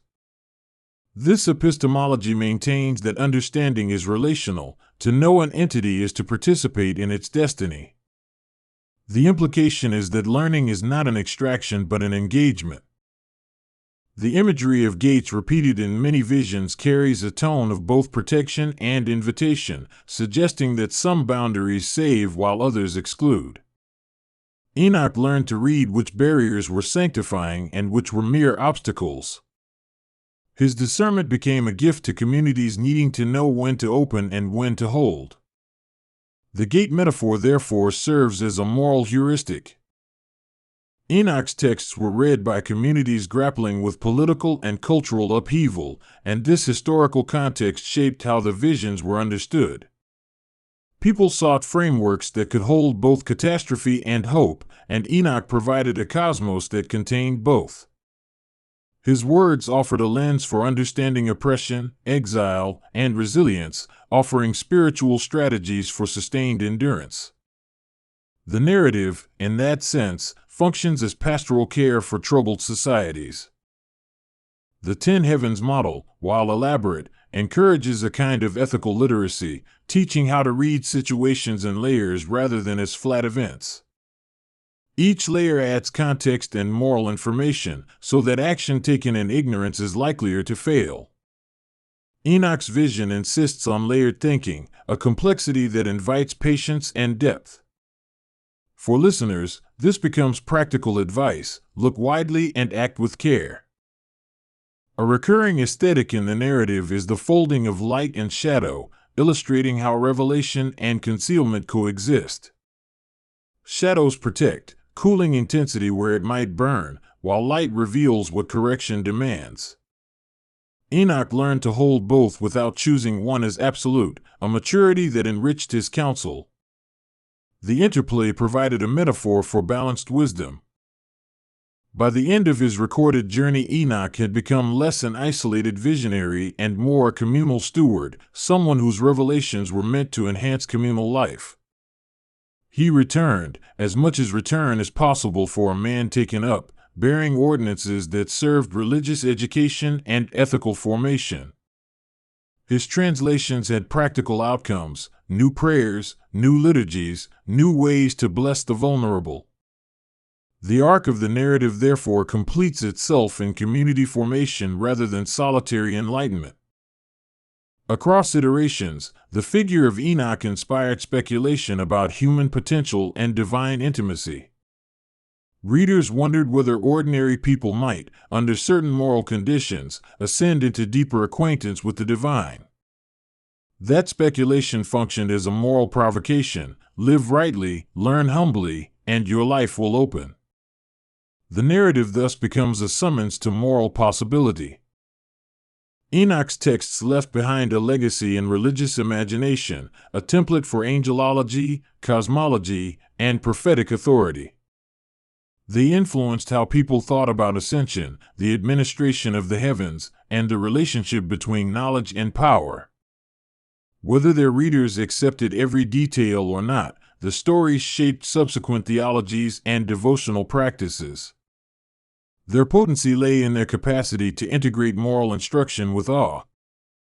The tenfold structure offered enough room for nuance while resisting reduction, allowing theologians and mystics to amplify particular heavens for their own purposes. Some focused on the uppermost courts, emphasizing contemplative union, while others concentrated on lower administrative realms to think about justice and governance. The plurality of emphases demonstrates the text's elasticity, capable of serving multiple disciplines of devotion and thought. That adaptability sustained Enoch's relevance across contexts. The narrative voice often balances immediacy with reverie, making the tale suitable for listeners whose attention is divided but whose imagination can be swiftly captured. Its cadences remain deliberate, inviting a mantra-like absorption rather than hurried consumption.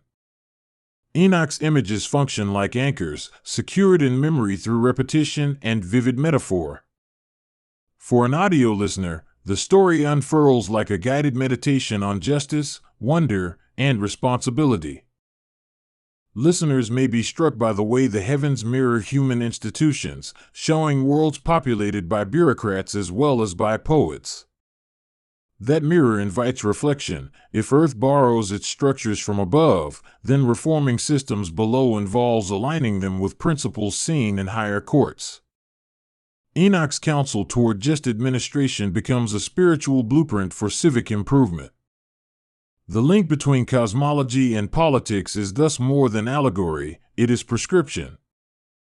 The narrative refuses simplistic dualisms. It refuses to pit earth against heaven, body against spirit, knowledge against humility. Instead, it proposes reciprocal relations where each dimension dignifies the other. Enoch's path exemplifies integration, an ethic that seeks to harmonize appetite with restraint and knowledge with reverence. That harmonizing impulse gives the tale a steadying moral compass. At moments the prose softens into elegy, mourning the losses that even divine order cannot instantly repair. Enoch's lamentations humanize the cosmic drama, acknowledging the sorrow that bodies feel even when justice seems inevitable. These laments remind listeners that theology without compassion is brittle. Enoch's tears thereby authenticate his authority as a shepherd of both awe and grief. Enoch's legacy also shaped devotional imaginations about ascension and participation in divine life. For many, his story offered a prototype for spiritual advancement, disciplined living, humble learning, and a willingness to intercede. The model remains influential because it offers a path that is both ethical and mystical, promising intimacy with the divine while demanding moral integrity. This dual demand keeps the story from becoming escapist. Enoch's narrative sometimes reads like a mapmaker's log, annotating landscapes of being so that future travelers might not wander blind. Each heaven's description becomes a map containing markers for practice and caution. The maps were meant to be used, not merely admired, guiding communities in liturgy, legislation, and personal formation. In that regard, the tale functions as spiritual cartography. Scholars and mystics later expanded, commented, and reinterpreted the material, producing a web of interpretations that enriched rather than extinguished the original. Interpretive communities found different lessons in the same scenes, some emphasizing ritual, others justice, and others contemplative union. The multiplicity of readings demonstrates the text's fecundity, its capacity to invite new life across generations. Enoch thus becomes a living text, continually reanimated by those who read him. Finally, Enoch's example stands as a call toward a life of attentive stewardship, one that listens to the winds, records the small mercies, and intercedes on behalf of the fragile. His journey through 10 heavens is ultimately less about personal elevation and more about learning to serve across levels. The narratives encourage an ethic of care for both the immediate neighbor and the unseen world, a practice that keeps wonder tethered to compassion. When you first hear the name Enoch, it might sound like a whisper from the pages of an ancient book, a single syllable that opens a door onto a vast and crowded sky.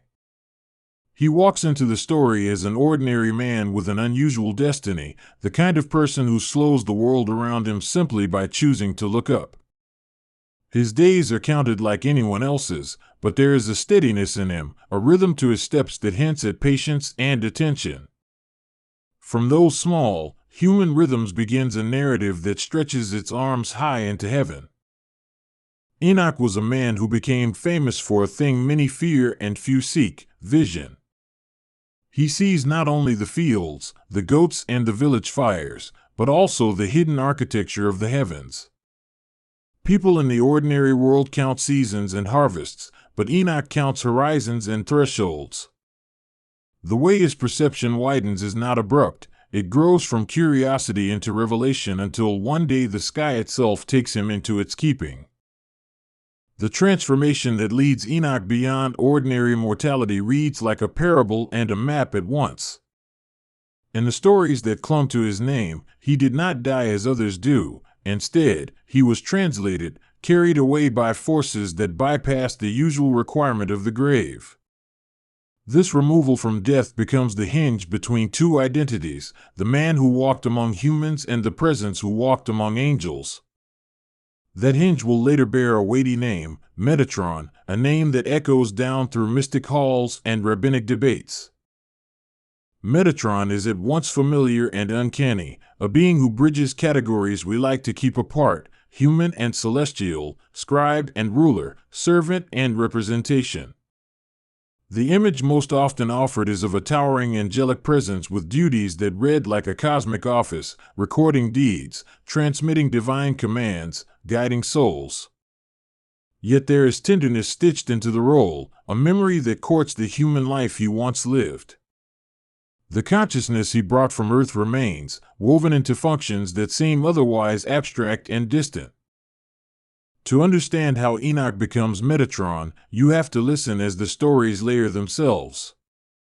The Book of Enoch, a text outside the strict canon of many traditions, supplies a narrative rich with luminous journeys and stern warnings.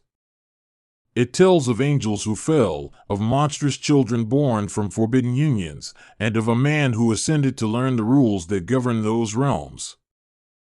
Enoch's ascent is both an adventure and an initiation into knowledge that must be handled with reverence and caution. The celestial court to which Enoch is drawn is not a single hall but a vast, tiered composition of light, sound, and law. There are levels upon levels, each with its own textures and textures of power, like a city whose streets are built from metaphors. In the middle sits a presence we cannot duplicate, surrounded by attendants who are not simply servants but embodiments of particular cosmic functions. Enoch moves among them as both student and emissary, learning the grammar of the universe so he can speak it back to those who remain on earth. Imagine an archive so immense that its shelves seem to fold into eternity, where each record is a life, a moment, a thought preserved with crystalline precision. That is one of the images attached to Metatron, the scribe who writes the book of all things. He holds instruments of ink and slate, but these are languages we cannot easily translate. The work implies both memory and judgment, the careful sorting of events into patterns that answer to a design larger than any single mind. The idea of a human who is taken up into that archive poses difficult questions about identity. If Enoch's human memories are included in the record, what happens to his subjectivity? He becomes witness and witnesser, both a keeper of records and part of the record itself. This duality gives him a strange power. He speaks with authority rooted not only in the divine but in his own passage through human time. That blend explains part of why his figure is so resonant to seekers and storytellers alike. There are other, darker threads in the Enoch story that pull at the edges of the narrative. The Watchers, angels who become enamored of human women and cross a boundary they were not meant to cross, create a corruption that bleeds into the earth. Their offspring, sometimes described as giants or the Nephilim, bring chaos and imbalance. Enoch's role in seeing and reporting these matters casts him in the role of mediator and accuser, a messenger whose testimony tries to restrain those forces that would unmake the order. In some tellings, Enoch does more than observe, he acts. Where temptation leads to transgression, Enoch stands as a clarifying presence, someone who translates transgression into consequence. He becomes not merely a chronicler of deeds but a participant in the moral economy of the cosmos. That participation is how his ascent can be framed both as reward and as assignment. He is taken up because his vision is needed, because his moral clarity is serviceable to a larger balance. As he rises, Enoch encounters beings unfamiliar to earthly language. They are described with metallic eyes, wings of unexpected geometry, voices like converging rivers. Yet despite the alien quality of these encounters, there is a steady human reaction in him: curiosity, fear, humility, and later a kind of measured authority. It is precisely the ability to hold these human responses in the presence of the divine that changes him from a man of memory into a figure of mediation. Part of Enoch's story is intimacy with God, not in the sentimental way often pictured in small devotional images, but as an intensified, sometimes severe intimacy that cleanses and reforms. He learns the ineffable names and sees the processes behind creation, a sight that is dazzling and destabilizing.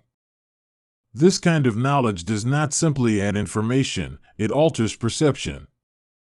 Enoch's psyche is reshaped by the encounter, and that reshaping is what will permit him to stand as Metatron before both angels and humans. The name Metatron itself has a fuzziness that invites speculation. Various scholars and mystics have tried to pin down its origin, suggesting roots in Greek, Latin, Aramaic, and Hebrew. Some say it may be connected to words meaning servant or messenger, while others imagine a link to high, technical terms that hint at geometry or measure. In many accounts, the name is ascribed only after Enoch's ascent, as if the new title must be earned by proximity to the divine pattern he now embodies.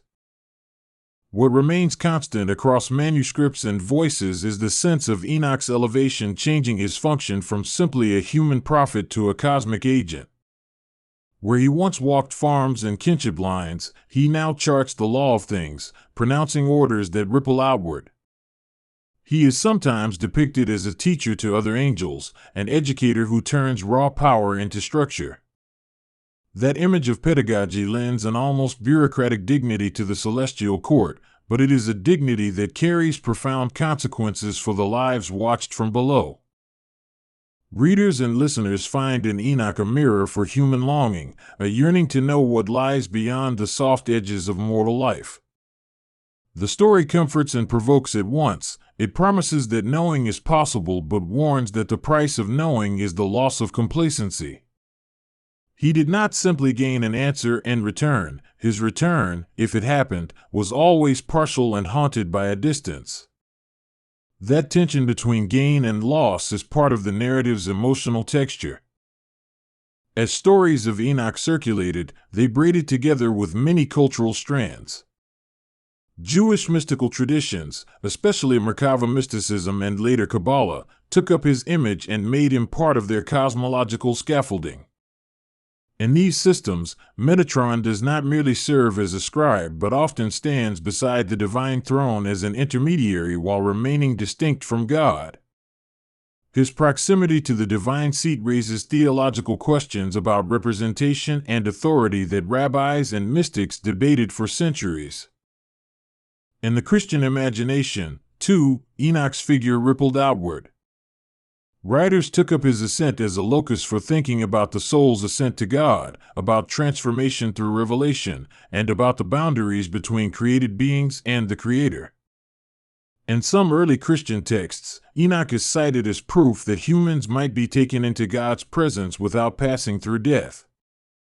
That thought became both promise and problem, because it suggested models of sanctity that unsettled established theological categories. Over time, artists found in Enoch the kind of subject that invites projection and invention.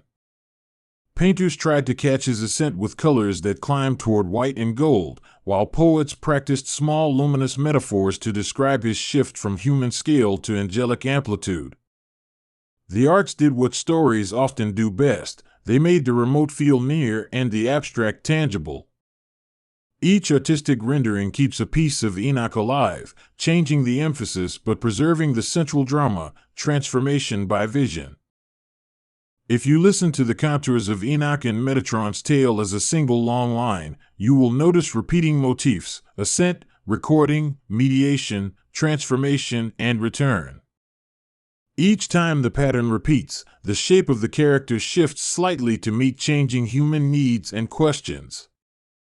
In some eras, the emphasis is on justice and the scribe's accountability; in others, it is on mystical union and the possibility of transcendence. The narrative is elastic enough to bear these adaptations because at its heart is a human curiosity that never stops asking what lies beyond the sky. The Book of Enoch contains sequences of imagery that can unsettle modern sensibilities with their intensity.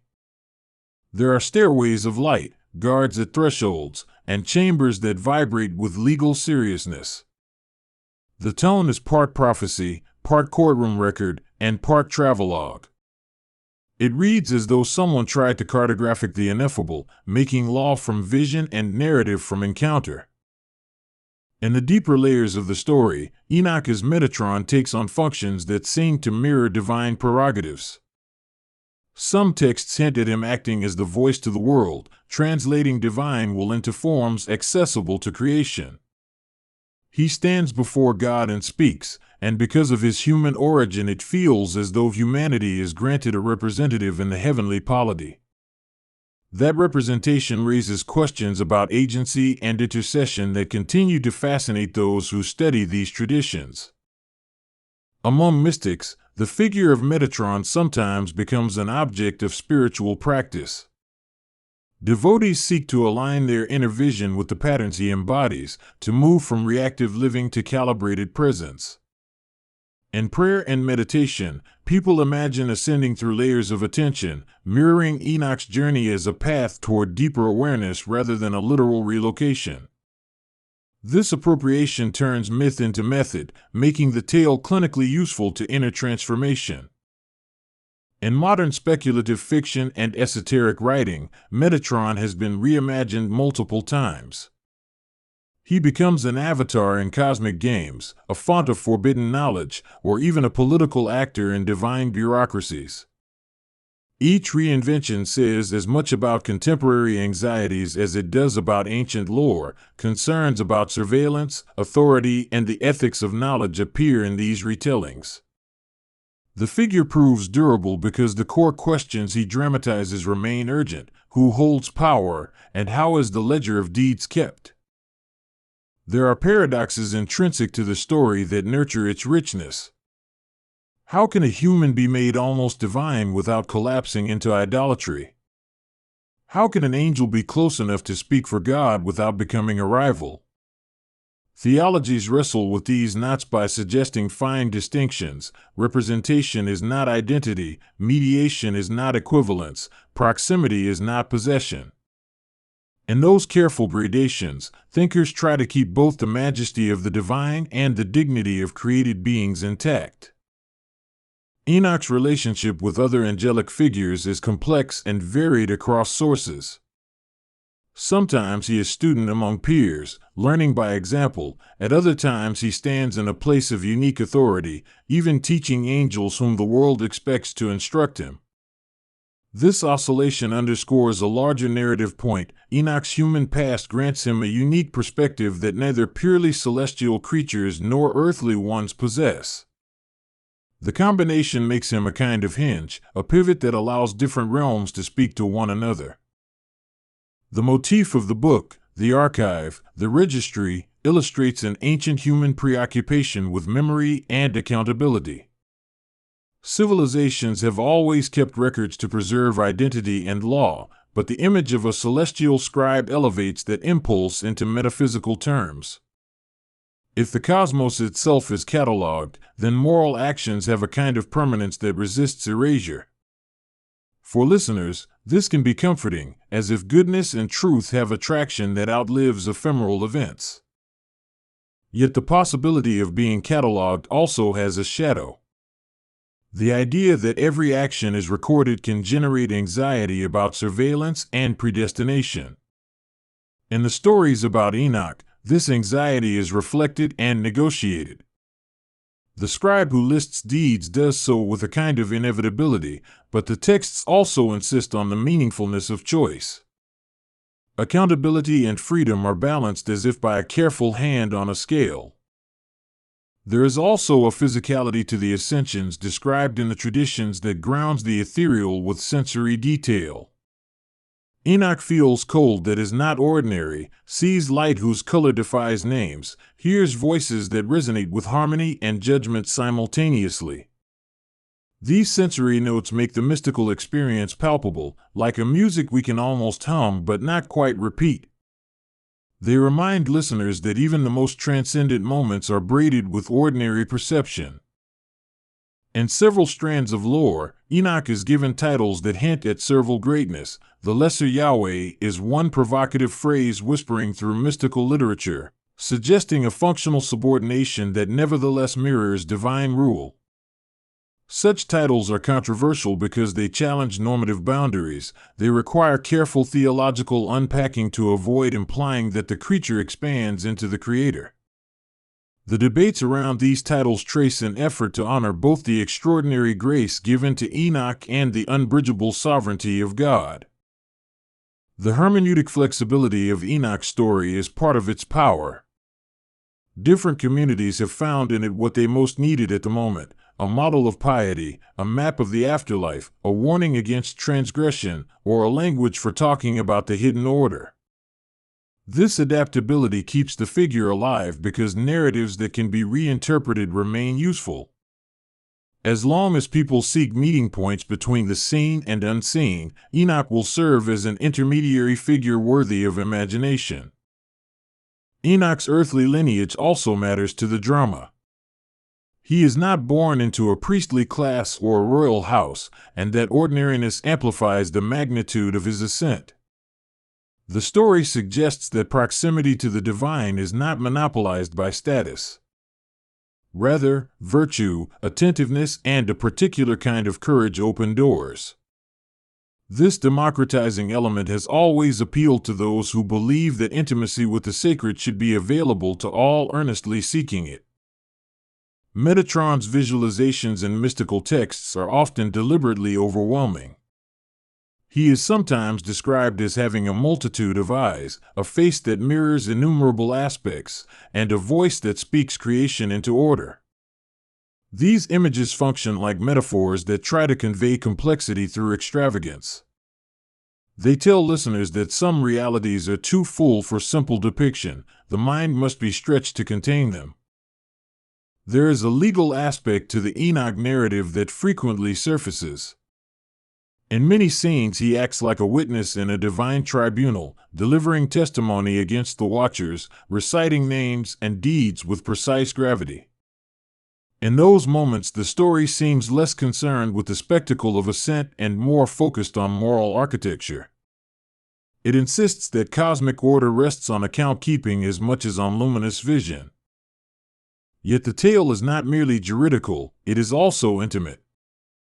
Enoch's conversations with God, or with angelic beings in God's presence, are described with tenderness, small questions, humble requests, moments of awe that expand into worship. These moments humanize the celestial experience. They remind the listener that revelation is not only about information but also about relationship. As centuries pass, Enoch's voice becomes layered with commentary. Talmudic and Midrashic writings, Christian apocrypha, Gnostic fragments, and Kabbalistic treatises each contribute to the chorus. Some sources elevate parts of his story and silence others, but the cumulative effect is a sedimentary richness that makes any single voice sound like a strand in a larger chorus. For scholars and believers alike, the multiplicity of attestations makes the figure of Enoch both familiar and intriguingly elusive. The possibility of a human ascending to a quasi-divine office serves as a theological mirror for human aspiration and limitation. The story allows listeners to imagine that the divine might be approachable without becoming trivial. In modern terms, it offers a way to think about moral responsibility at cosmic scale, that our deeds matter not only in the narrow arc of a lifetime but in a wider spiritual economy. That lesson is both sobering and capacious. Many mystics read the ascent not as an escape from the human condition but as a transformation of it. They argue that Enoch's ascension does not desert his humanity, it refines and redeploys it. The qualities that made him attentive on earth, steadiness, simplicity, faithful curiosity, become the features that qualify him to stand in the presence of higher order. It's a profoundly hopeful message. The virtues of everyday life have the power to translate into cosmic significance. Over the centuries, Enoch's story stimulated ethical reflections about the use of knowledge. If one learns the hidden ways of the world, does one have the right to use them? In the texts, knowledge is portrayed as potentially liberating and potentially dangerous. The tension is constant. Revelation can heal or it can harm, depending on the heart that holds it. This ethical caution tempers the allure of forbidden insight and asks listeners to consider intentions as well as outcomes. In certain Kabbalistic circles, Metatron is associated with the Sephirot, the nodes in a tree of life that map the divine attributes. He is sometimes linked with Keter, the crown, which further complicates his standing because the crown is the highest, most transcendent aspect of divinity. These symbolic linkages show how later mystical systems wove him into their cosmologies, using his figure to illuminate intricate models of divine-human interaction. The process is less about literal truth than it is about interpretive imagination. Folklore around Enoch and Metatron also preserves small communal practices, like names whispered in prayer or invocations intended to elicit protection. These rituals adapt the myth into daily life, making the cosmic accessible through repetition and habit. Even if the origins of such practices are obscure, they testify to the deep human need to feel seen and recorded by something larger than oneself. The invocation of a cosmic scribe becomes, in practice, a way to anchor moral attention. In narratives where Enoch returns from the heavens to report to humankind, his speech is often marked by solemnity. He does not deliver glosses or easy consolations. Instead, he offers careful counsel that asks much from his listeners. The return is not a homecoming to comfort but an assignment to wakefulness, to moral clarity, and to renewed attentiveness. Those who receive his words must do the hard work of translating cosmic law into everyday choices. The reciprocity between Enoch and the divine order takes different formal shapes in literature. Some texts render him as an interlocutor, someone who questions the nature of divine decisions and is answered with patience. Others depict him purely as a recipient of revelation who simply transmits what he has been given. Both portrayals invite reflection on the nature of prophecy itself, whether it is dialogical or monological, contested or commanded. Stories of Enoch often drift into the geography of sacred topography, describing gates, palaces, and rivers of light. Those locales function as metaphors for psychological thresholds, places where inner capacities are tested and expanded. When Enoch passes through gates of light, it reads like the soul learning new languages of connection. The sacred geography thus becomes a map for inner navigation rather than an atlas of external territory. The tales also implicitly define the qualities required for mediatorship. Enoch's steadiness is contrasted with the impulsive pride of the watchers. His humility is measured against the arrogance that leads to fall. The narrative seems to suggest that certain moral capacities, humility, patience, fidelity, are prerequisites to inhabit roles that traverse human and divine spheres. It is not merely knowledge that qualifies, but character shaped by tested constancy. There is an element of mourning threaded into the figure as well, a soft undercurrent of loss.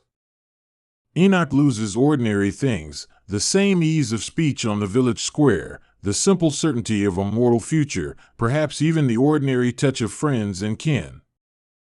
In a sense, every ascent exacts a form of grieving. Stories that acknowledge this grief feel honest because they do not romanticize transcendence. They recognize that elevation often brings solitude. Yet alongside that loss, there is a kind of enlargement of love. Enoch's capacity to feel expands to include not just a family or a village, but the fate of nations and the resonances of the created order. His compassion becomes cosmological. It is not only for individuals but for the patterns that sustain life. This enlargement is both a burden and a blessing, as it multiplies the responsibilities that come with greater seeing. Debates about Metatron's place in religious hierarchies highlight differing attitudes toward authority and representation. Some argue he occupies a rank that could be dangerously close to divine, others insist on keeping his status firmly subordinate. The tension is theological and almost political, a discourse about how power should be structured and how representation should be limited. The discussions reveal more about the communities that produced them than they do about any single supernatural being. A recurring image in many accounts is a ladder or stairway of light, an ancient symbol for the ascent of the soul and for the continuity between earth and heaven. Enoch climbs this ladder not as a solitary hero, but as one who is guided by laws and emissaries, by secret knowledge and by moral clarity. The stairs offer a poetic way to imagine progress that is neither sudden nor wholly slow. Ascent becomes the work of incremental attention combined with divine invitation. The notion of translation, the tradition's preferred word for Enoch's ascent, contains a layered meaning. It suggests not just movement from one place to another, but transformation of language and kind. Enoch is translated into a new mode of being, carrying his previous life into a different register. That idea of translation makes the story philosophically rich. It raises questions about how identity persists through radical change and what continuity looks like across ontological shifts. In liturgical contexts, fragments of the Enoch tradition have been used to shape prayers and hymns, to invoke protection, and to narrate the mysteries of cosmic order. Those liturgical fragments give the story a social axis. It becomes part of shared ritual memory rather than a solitary myth. When congregations recall Enoch's ascent, they are not only recounting a legend, they are rehearsing the possibility of access to the divine, communally affirmed and rhythmically repeated. Enoch's voice in the corpus of apocryphal literature is at times prophetic and at other times reflective, shifting with the needs of each text. He can be a seer who announces doom or a sage who offers consolation, depending on the narrative's aim. This variability allows the figure to function flexibly. He is as much a symptom of the community's anxieties as he is a solution to them. In that way, he becomes a mirror into the spiritual concerns of different epochs. Some modern spiritual seekers find in Metatron a figure to engage through meditation and visualization, techniques that emphasize personal transformation rather than doctrinal fidelity. They imagine aligning with his qualities of meticulousness and luminous attention as a way to structure inner life. This contemporary practice repurposes ancient motifs for new psychological ends. The scribe becomes an archetype for disciplined mind rather than an ontological office. The presence of Enoch in cultural memory is persistent because his story addresses a perennial human fear that life is meaningless without a witness. The cosmic scribe offers an antidote to that fear, suggesting a ledger that holds acts and intentions in a meaningful order. Even for secular listeners, the metaphor of being seen and recorded by something larger can be profoundly reassuring. It gives weight to otherwise ephemeral gestures of kindness and fidelity. Of course, there are skeptics who see the Enoch narratives as mythic constructions with social purposes, tools for consolidating particular views of authority. They point out that such stories can be used to centralize power by invoking a cosmic endorsement. That critique is valuable because it alerts us to ways sacred narratives can be instrumentalized. Yet even critics must reckon with the emotional force of the tale, which has looped through centuries precisely because it resonates with deep human longings. Stories of Enoch do not end neatly because they were never intended to be just stories with a tidy moral. They are living texts that invite rereading and reinterpretation. Each listener brings a new hunger and a new context to the ancient lines, and the narrative responds by revealing corners previously unseen. That responsiveness is part of what keeps the figure of Enoch and Metatron relevant across time. There is, too, an ethical rhythm to the narrative that calls for fidelity in small acts rather than dramatic heroics. Enoch's ascent is not constituted by a single magnificent deed but by sustained attentiveness, by tiny acts of justice and constancy. That theme can be surprisingly consoling. The path toward transcendence is composed of the choices we make every day, repeated until they carve a new shape in the soul. When the story converges on the image of Metatron seated near the throne, it poses an existential question about the nature of service. Is mediation an abdication of power or a form of responsible stewardship? The texts suggest the latter, portraying the scribe as someone who chooses to bear the burden of record-keeping so that creation may be rightly governed. It is a vision of authority not as domination but as disciplined care. The figure's endurance owes much to its capacity for metaphor. Metatron can be thought of as an inner faculty that disciplines attention, a social role that secures justice, or an actual angelic being who records the cosmos. Each reading is useful because it illuminates different aspects of human concern, memory, law, and transcendence. The richness of the metaphors allows the figure to speak to minds ranging from the analytical to the poetic. In scholarly circles, the Book of Enoch and related texts are studied as products of particular historical climates, times of social upheaval, of theological exploration, and of intense speculation about the afterlife. Scholars trace how the figure moves from fringe to mainstream and back again, noting how different communities emphasize different traits. The academic approach brings critical tools to the table without diminishing the narrative's capacity to move the heart. The interplay of silence and speech in Enoch's narrative is striking. He sits in the presence of the divine and hears unspeakable things, yet he is called to speak, to return, and testify. That movement from silence to speech is emblematic of the prophetic vocation, which requires both receptivity and courage.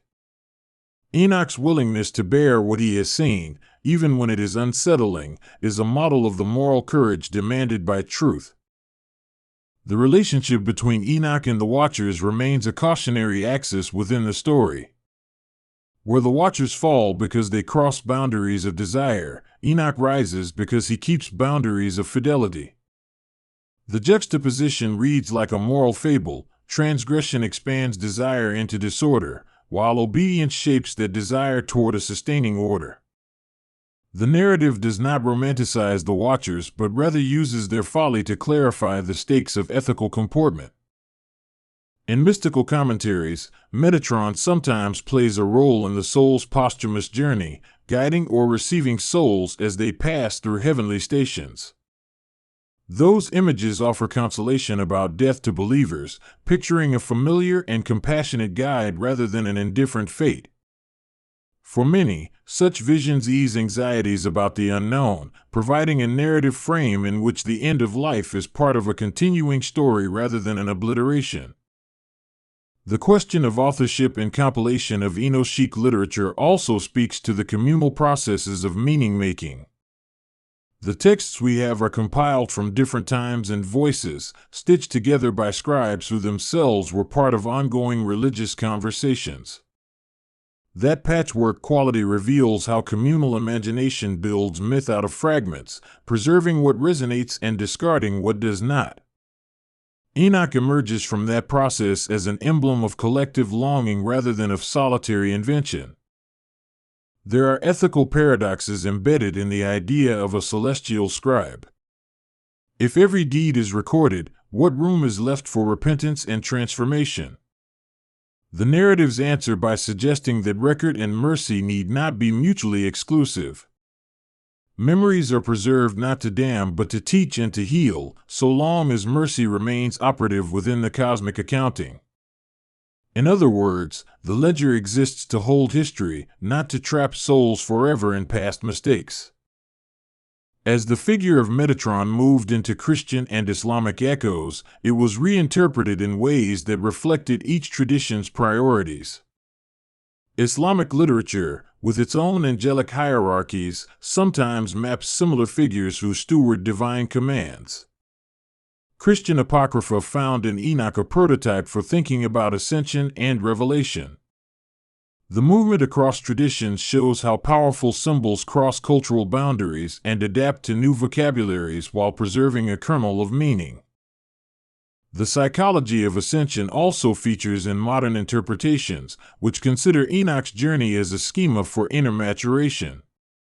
Psychologists and spiritual teachers sometimes read the latter as stages of ego transcendence, where the self sheds limiting identifications in order to hold a broader perspective. This turn toward inner reading makes the story useful for therapeutic and developmental frameworks, allowing ancient symbolism to inform contemporary practice. The idea that Enoch became a presence who intercedes on behalf of humanity appeals to our desire for mediation in a world that often feels unfairly balanced. To imagine a being who remembers and advocates for the small and vulnerable is to imagine a cosmos that refuses to forget kindness. That narrative resonance explains why the figure keeps recurring in spiritual communities. It offers hope that the ledger of existence counts even small acts of compassion. At the heart of his story is an invitation to look up and to listen. Enoch's path begins with a simple habit of attention, a practice of noticing what most people pass by. That attentiveness grows into a vocation, and the story suggests that such habits may be the seed of the most consequential transformations. The lesson feels immediate and practical. To live with care may be both morally upright and cosmically consequential. Ultimately, the figure of Enoch and his transformation into Metatron remain a cultural and spiritual reservoir from which many kinds of seekers draw. The tale is not a single instruction but a field of images and possibilities, a ladder, a scribe, a witness, a mediator, a transformed human. Each of these aspects offers a different invitation, to justice, to humility, to service, to wonder. The multiplicity is the story's strength. It can speak to a child with a yearning and to a scholar with a question without losing its core music. As you listen to his story on a long drive or in the quiet moments between tasks, you may find your own attention lifting in small ways. Perhaps you will feel an urge to name things you had taken for granted, or to carry a memory with a new resolve. Enoch's narrative does not demand dramatic change, it asks only that you practice fidelity and keep watch. In that quiet practice, the mythical and the practical cohere into a path you can walk regardless of creed. There are moments in the tale that defy neat summary: the revelation of celestial names, the sight of formations of light, the lonely decisions to bear unwelcome truth. These moments linger like refrains, inviting repeated listening. Each repetition uncovers new angles and deeper implications, just as a melody reveals different colors depending on where you listen from. The story's layers are meant to be revisited, not exhausted with a single hearing. If there is a moral residue the story leaves behind, it is both simple and demanding: to tend to your inner sight, to keep your witness accountable, and to recognize that attention itself is a spiritual discipline. In Enoch's life, the habit of watching became a vocation that altered cosmic structures.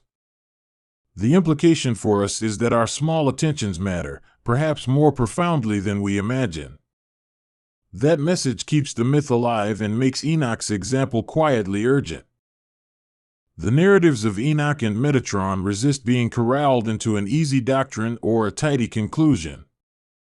They thrive in ambiguity, inviting debate, practice, and reimagination. That openness is their gift. They ask listeners to join the ongoing work of interpretation and to consider what it means to be both finite and summoned. The story will likely continue to be retold, reworked, and reclaimed precisely because it refuses to be finished. As you travel through the remaining miles of a highway or the unfolding hours of your day, the presence of Enoch can be a companion in forms both literal and symbolic. He offers an example of attention that transforms, of record-keeping that dignifies memory, and of mediation that honors humility. Whether you take him as myth, metaphor, or spiritual reality, his story nudges toward an ethic of careful seeing and responsible speech. And so the tale goes on, an ancient current running through our modern lives, inviting us into practices we may have forgotten or never tried. Enoch remains a figure who connects earth and heaven, past and future, memory and hope. In every retelling he gathers new listeners, and in their listening the story finds new life. When you next find yourself slow enough to look up, remember Enoch's patient gaze and Metatron's steady hand. Both images, of a man who watched and of a scribe who recorded, speak to the simple truth that attention matters. Perhaps that is the deepest reason the figure endures. He teaches that being seen and being faithful are not opposites but companions, and that keeping watch is itself a kind of love. The story gives us a last, gentle provocation to consider what kind of ledger our lives would look like if recorded honestly. Would the account be one of habit and habitual kindness, of half-remembered promises, or of deliberate fidelity? The question is less about judgment and more about stewardship. How will you steward your tendencies so that the record, if ever opened, would sing with integrity and care? There is no tidy epilogue to the myth because myths are living organisms, and living things continue to grow and to surprise us.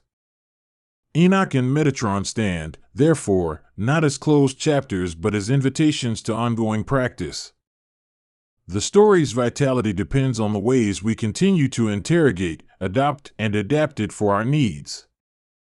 Listen for the notes that linger, the hush of a gate opening, the rustle of pages turned in a cosmic archive, the soft voice of exhortation that asks you to be awake. These are the elements that make Enoch's tale more than a story. They make it a template for a life practiced with attention.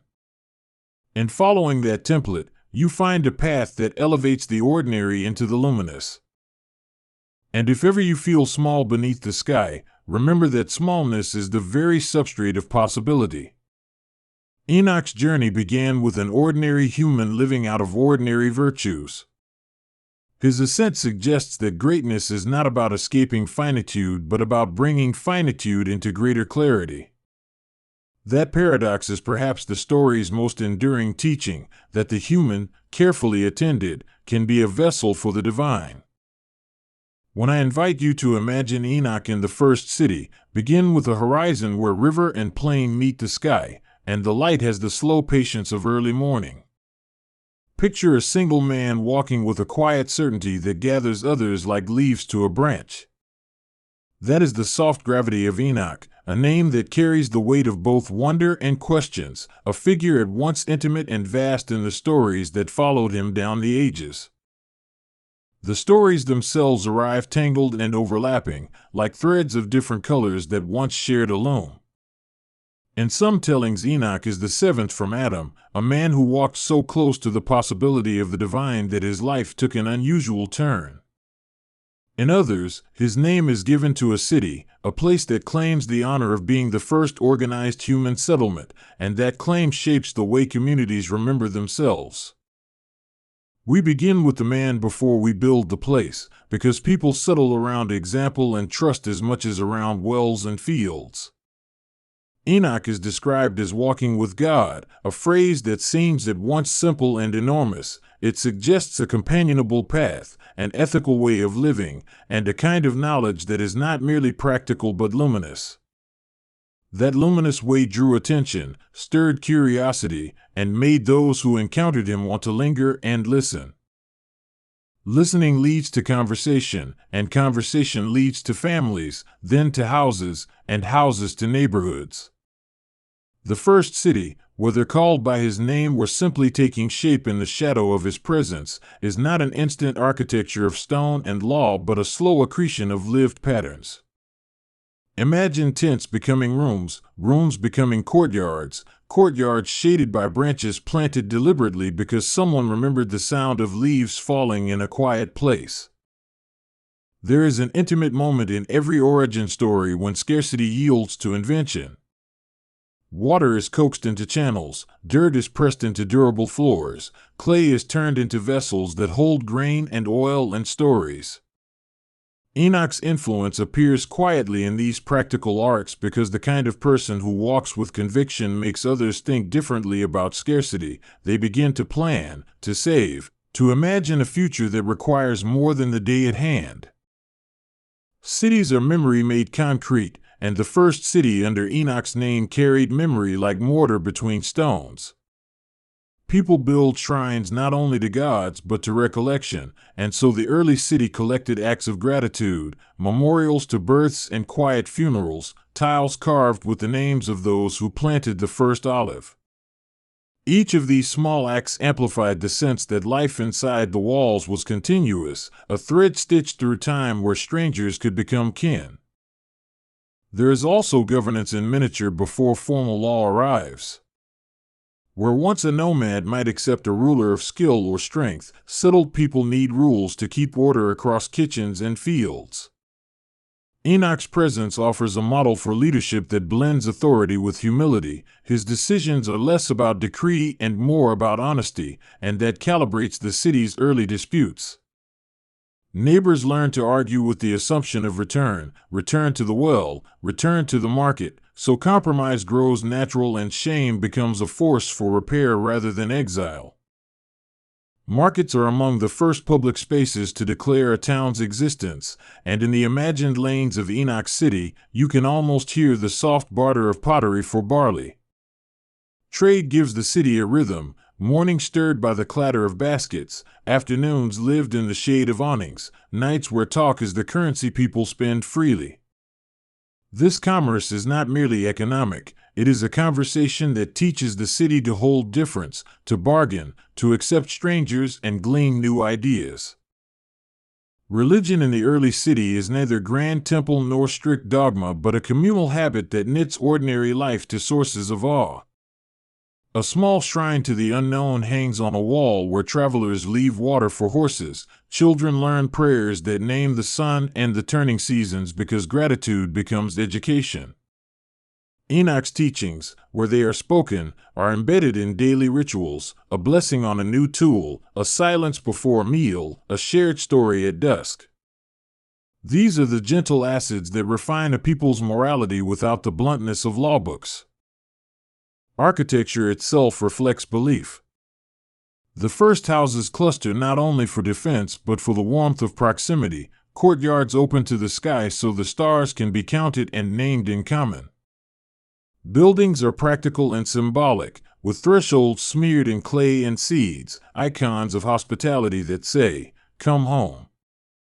The city becomes a living book where every doorway writes the history of a family and every lane remembers the weight of hurried footsteps. Music finds a place quickly because rhythm cures loneliness and unites labor. In the lane where Enoch walks, there is always someone tapping a stone or humming a harness melody, and those sounds anchor the day.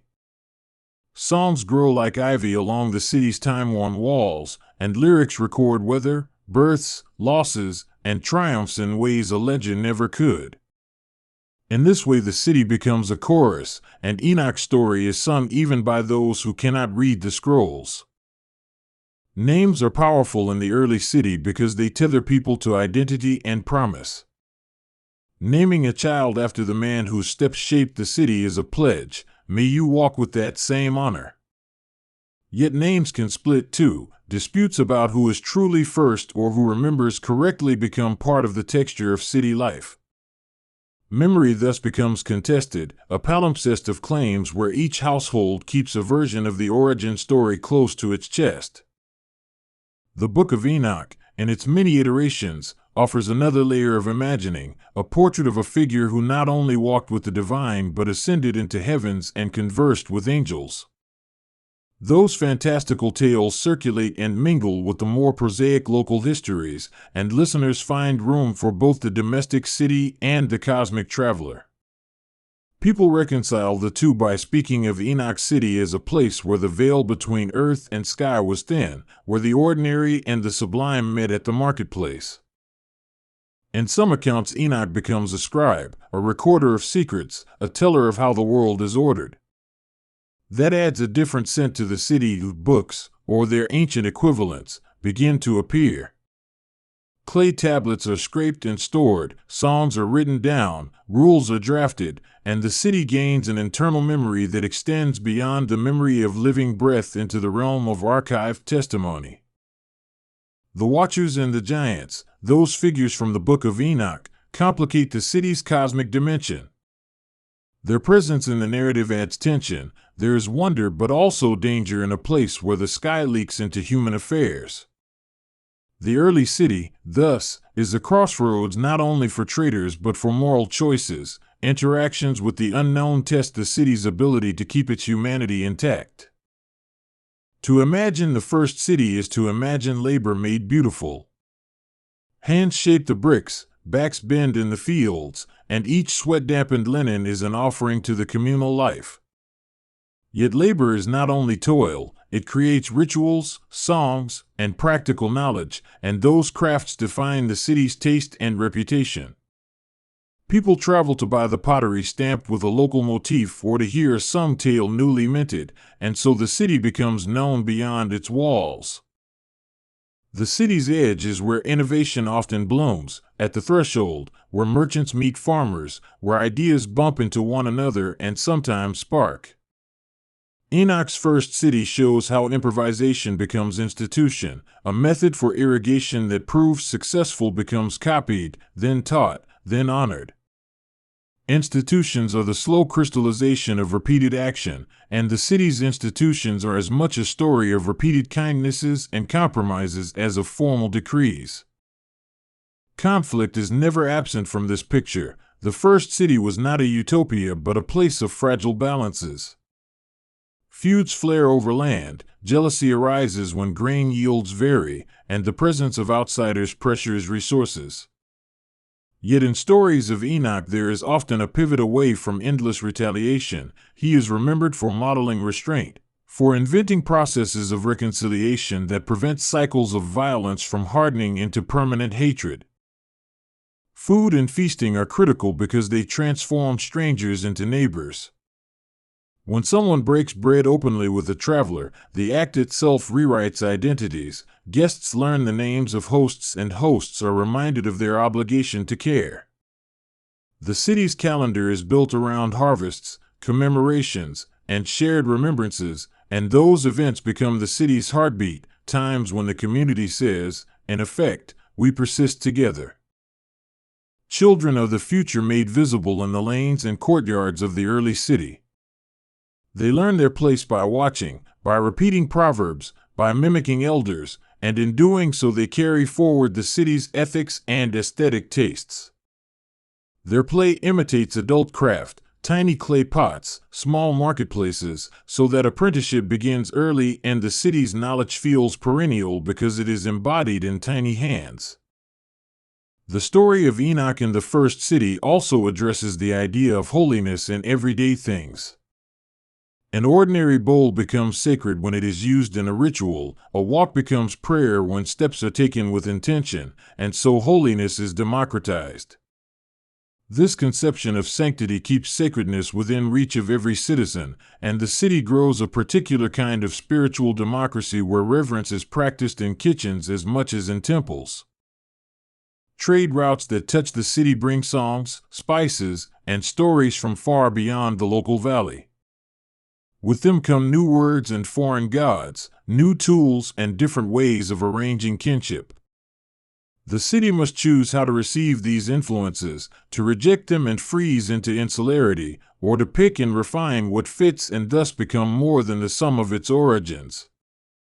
Enoch's model, as the tales recall, leans toward cautious curiosity, test the new, keep the wise, and honor what roots you. The idea of the first city invites reflection on the human urge to create space for memory and risk.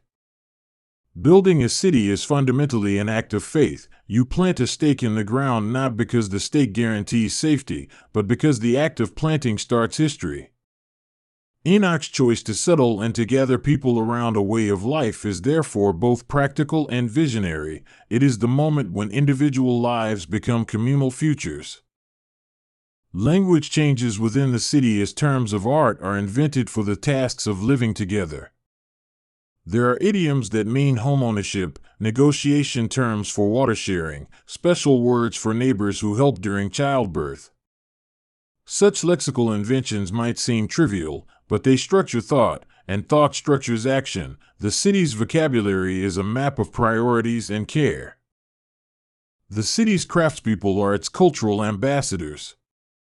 The potter shapes the city's visual identity through motifs that hold local myths, the weaver encodes stories and patterns, and the metalworker gives the city its singing tools, those that ring out at celebrations.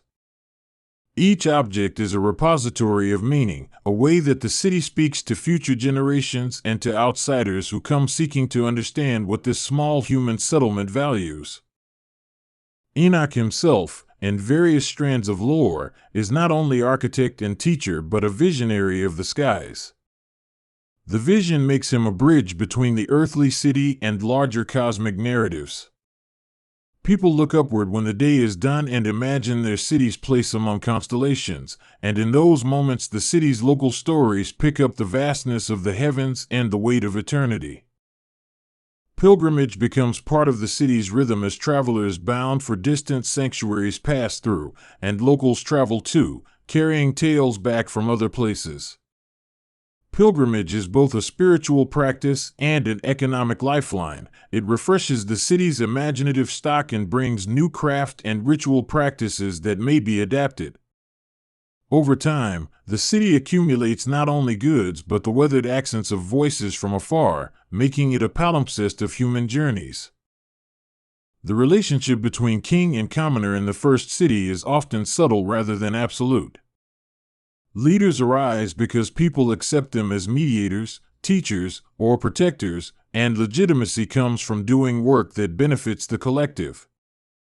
Enoch is often remembered as a tacit leader, one whose charisma is matched by humility, whose authority grows from the trust he earns by living as he teaches.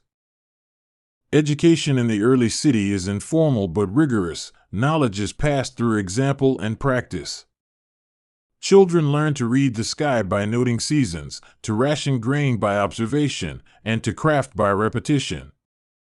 Those who show inclination toward record-keeping or storytelling are given special attention, because the city understands early that memory must be preserved if it is to be meaningful beyond a single life. The city's walls, whether literal or moral, are built with the materials of skepticism and welcome. Outsiders are assessed, strangers are taught, and rules are slowly formalized so that the city can survive long stretches of scarcity or hostility. Yet the city guards itself not by closing but by rehearsing inclusion with boundaries that are more porous than fortress-like.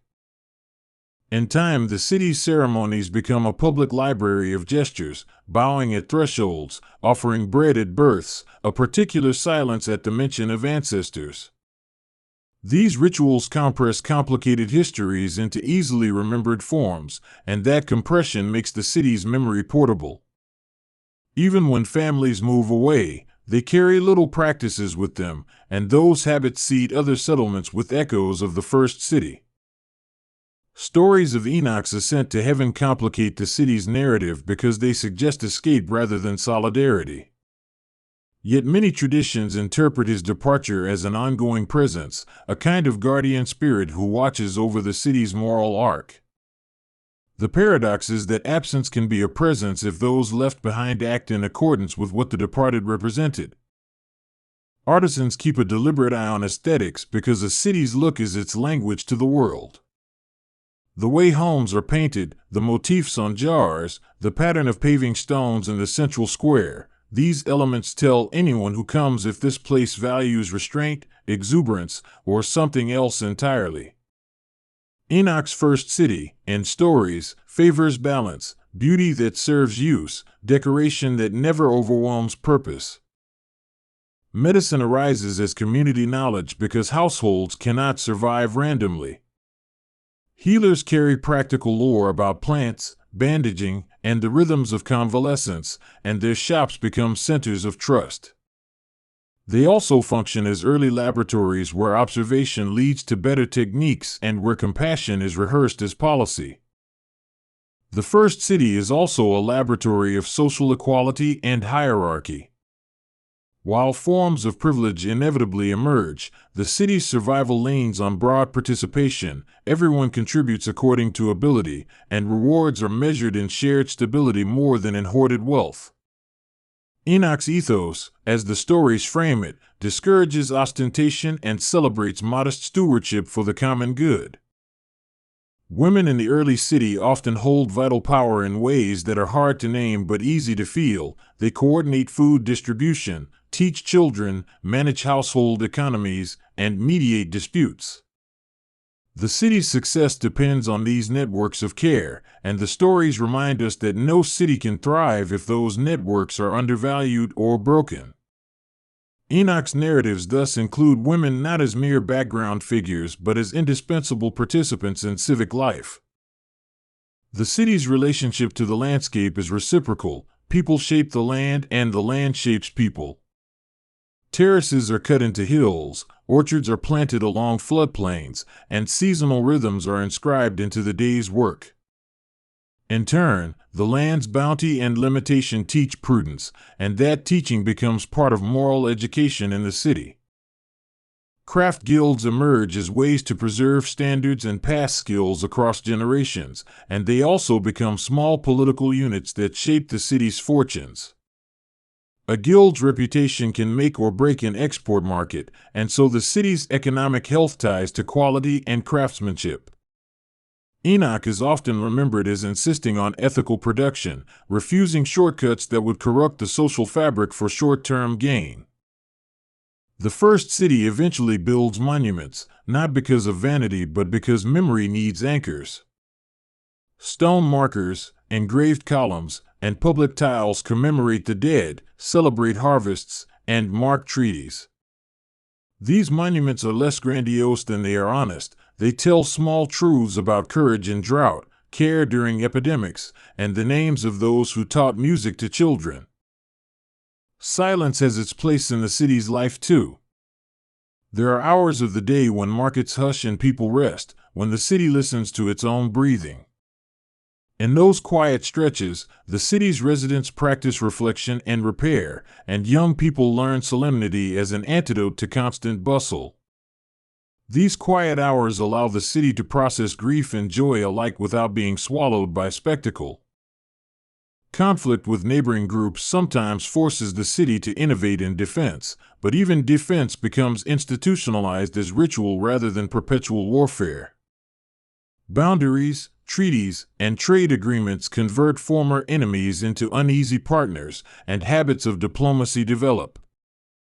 In stories, Enoch is a figure who models restraint, preferring negotiation and creative compromise to violence. The first city produces an economy of trust because repeated interactions require reliability.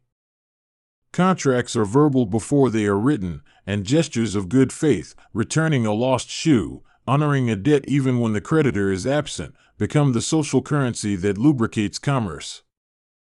Over time, such practices harden into customs and then into law, and the city's moral economy becomes legible to outsiders.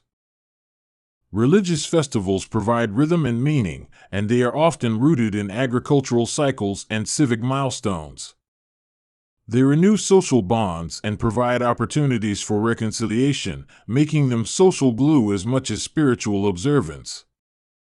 During festivals, the city's identity is outwardly proclaimed, and people who live outside the city sometimes come simply to be part of that communal affirmation. Stories grow with the city, and storytellers are among its most honored participants because they preserve memory and moral intuition. Around evening fires, they recount episodes of courage, folly, compassion, and failure, shaping public opinion as much as any official decree. Enoch's tales, told in different shades, weave moral examples into the fabric of ordinary life, reminding listeners how to act when called upon. The city's legal systems, when they form, are pragmatic and often restorative, focusing on repairing harm rather than inflicting revenge. Restitution, public apology, and community service replace punitive exile in many instances, because the city's survival depends on keeping people integrated.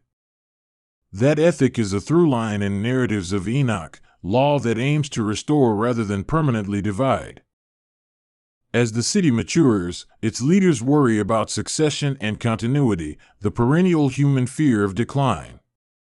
They create councils, develop record keeping, and instruct a cadre of teachers in the arts of civic maintenance.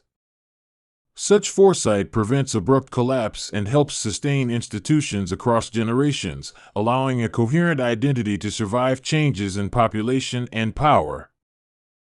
Seasonality shapes the city in subtle ways. Diets, dress, festival calendars, and work patterns follow the turning of the year. Winter means storing and conserving, spring brings new labor and hope, summer offers public life in full, and autumn is for reckoning and planning. Enoch's model values a steady pace that honors the seasons and the human need to alternate intense labor with rest and celebration. The city's borderlands are laboratories for adaptation, where pastoralists and settled farmers negotiate shared usage of land. Hybrid practices emerge, rotating grazing routes, shared catchment basins, and common storage facilities. These adaptations show the city's capacity to expand its moral imagination so that it can include forms of life that are not entirely urban or entirely rural. Ceremony around death becomes a key institution because how a city handles the dead defines its commitment to the living. Mourning rituals, burial customs, and ancestral remembrance are formalized so that grief becomes communal and not merely private. This collective grieving strengthens bonds and becomes a teaching about loss, endurance, and the value of life. The first city also fosters an ethic of repair. When tools break, they are mended. When funds are low, communal stocks are pooled. When a family is orphaned, neighbors share responsibility. Repair becomes more than a mechanical act. It is a moral habit, a daily civic liturgy. Enoch's teachings, as preserved in rhymes and proverbs, often revolve around mending what is broken, whether it is a pot or a trust. Education expands into specialized knowledge, astronomy for agriculture, mathematics for trade, and medicine for public health.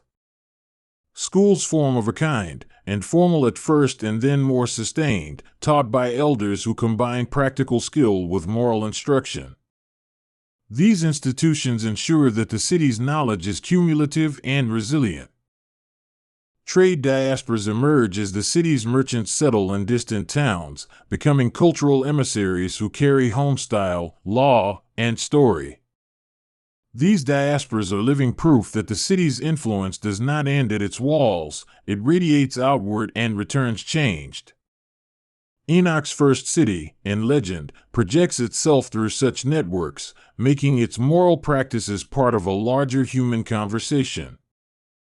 Technological innovations arrive gradually: better pottery kilns, improved irrigation channels, new plows, and each improves life while changing social relations. Technology is not neutral, it alters time rhythms, labor distribution, and even aesthetics. Enoch himself is sometimes depicted as a teacher of such crafts, a figure who encourages cleverness that benefits the many. The city's literature, once it appears, is modest but powerful: proverbs, hymns, and histories that teach and console. They are written in forms accessible to many and recited publicly, so literacy is less the preserve of an elite than a practical communal skill. These texts anchor the city's morals and are consulted in moments of dispute, celebration, and crisis. Migration shapes the city's demographics, bringing new customs and also new tensions over resources and identity. Yet migration also refreshes the city's genetic and cultural pool, preventing stagnation. In this ongoing flux, the city learns to be both rooted and adaptable, a paradox that becomes central to its self-understanding. The city's legal archives and monuments become sites of pilgrimage centuries later for those who need guidance in turbulent times. People seek the old decrees and old stones to remember how their ancestors faced droughts, plague, and war. Enoch's models of mediation and moral restraint are repeatedly cited as blueprints for civic survival because they resolve conflict without destroying social ties. A sense of wonder permeates life in the city because the ordinary is threaded with the extraordinary: a harvest that outlasts a drought, a child who recovers from illness, a sky full of rare constellations. Cities nurture wonder by collecting small miracles into the civic story, and in doing so they make inhabitation a sacred practice. Enoch's narrative invites people to notice those wonders and to shape public life around gratitude and awe. As centuries pass in imagination, the first city becomes a standard against which later cities measure themselves. Did we keep the civic humility Enoch taught? Did we balance craft and compassion? Did we preserve our rituals of repair? This comparison is both flattering and constraining. Cities evolve, and what was fitting in one age may become a shackle in another. Yet the impulse to measure against an origin point remains, because origin stories help maintain moral clarity across change. Finally, when you think about Enoch in the first city as you drive through your own modern landscape, you may notice how little has really changed in human needs. We still seek shelter, community, meaning, memory, and ways to pass on wisdom. The tale of Enoch in that first place is not simply antique myth, but a mirror that reflects perennial human questions about how we inhabit the world together. And in that reflection we still find something urgent and intimate.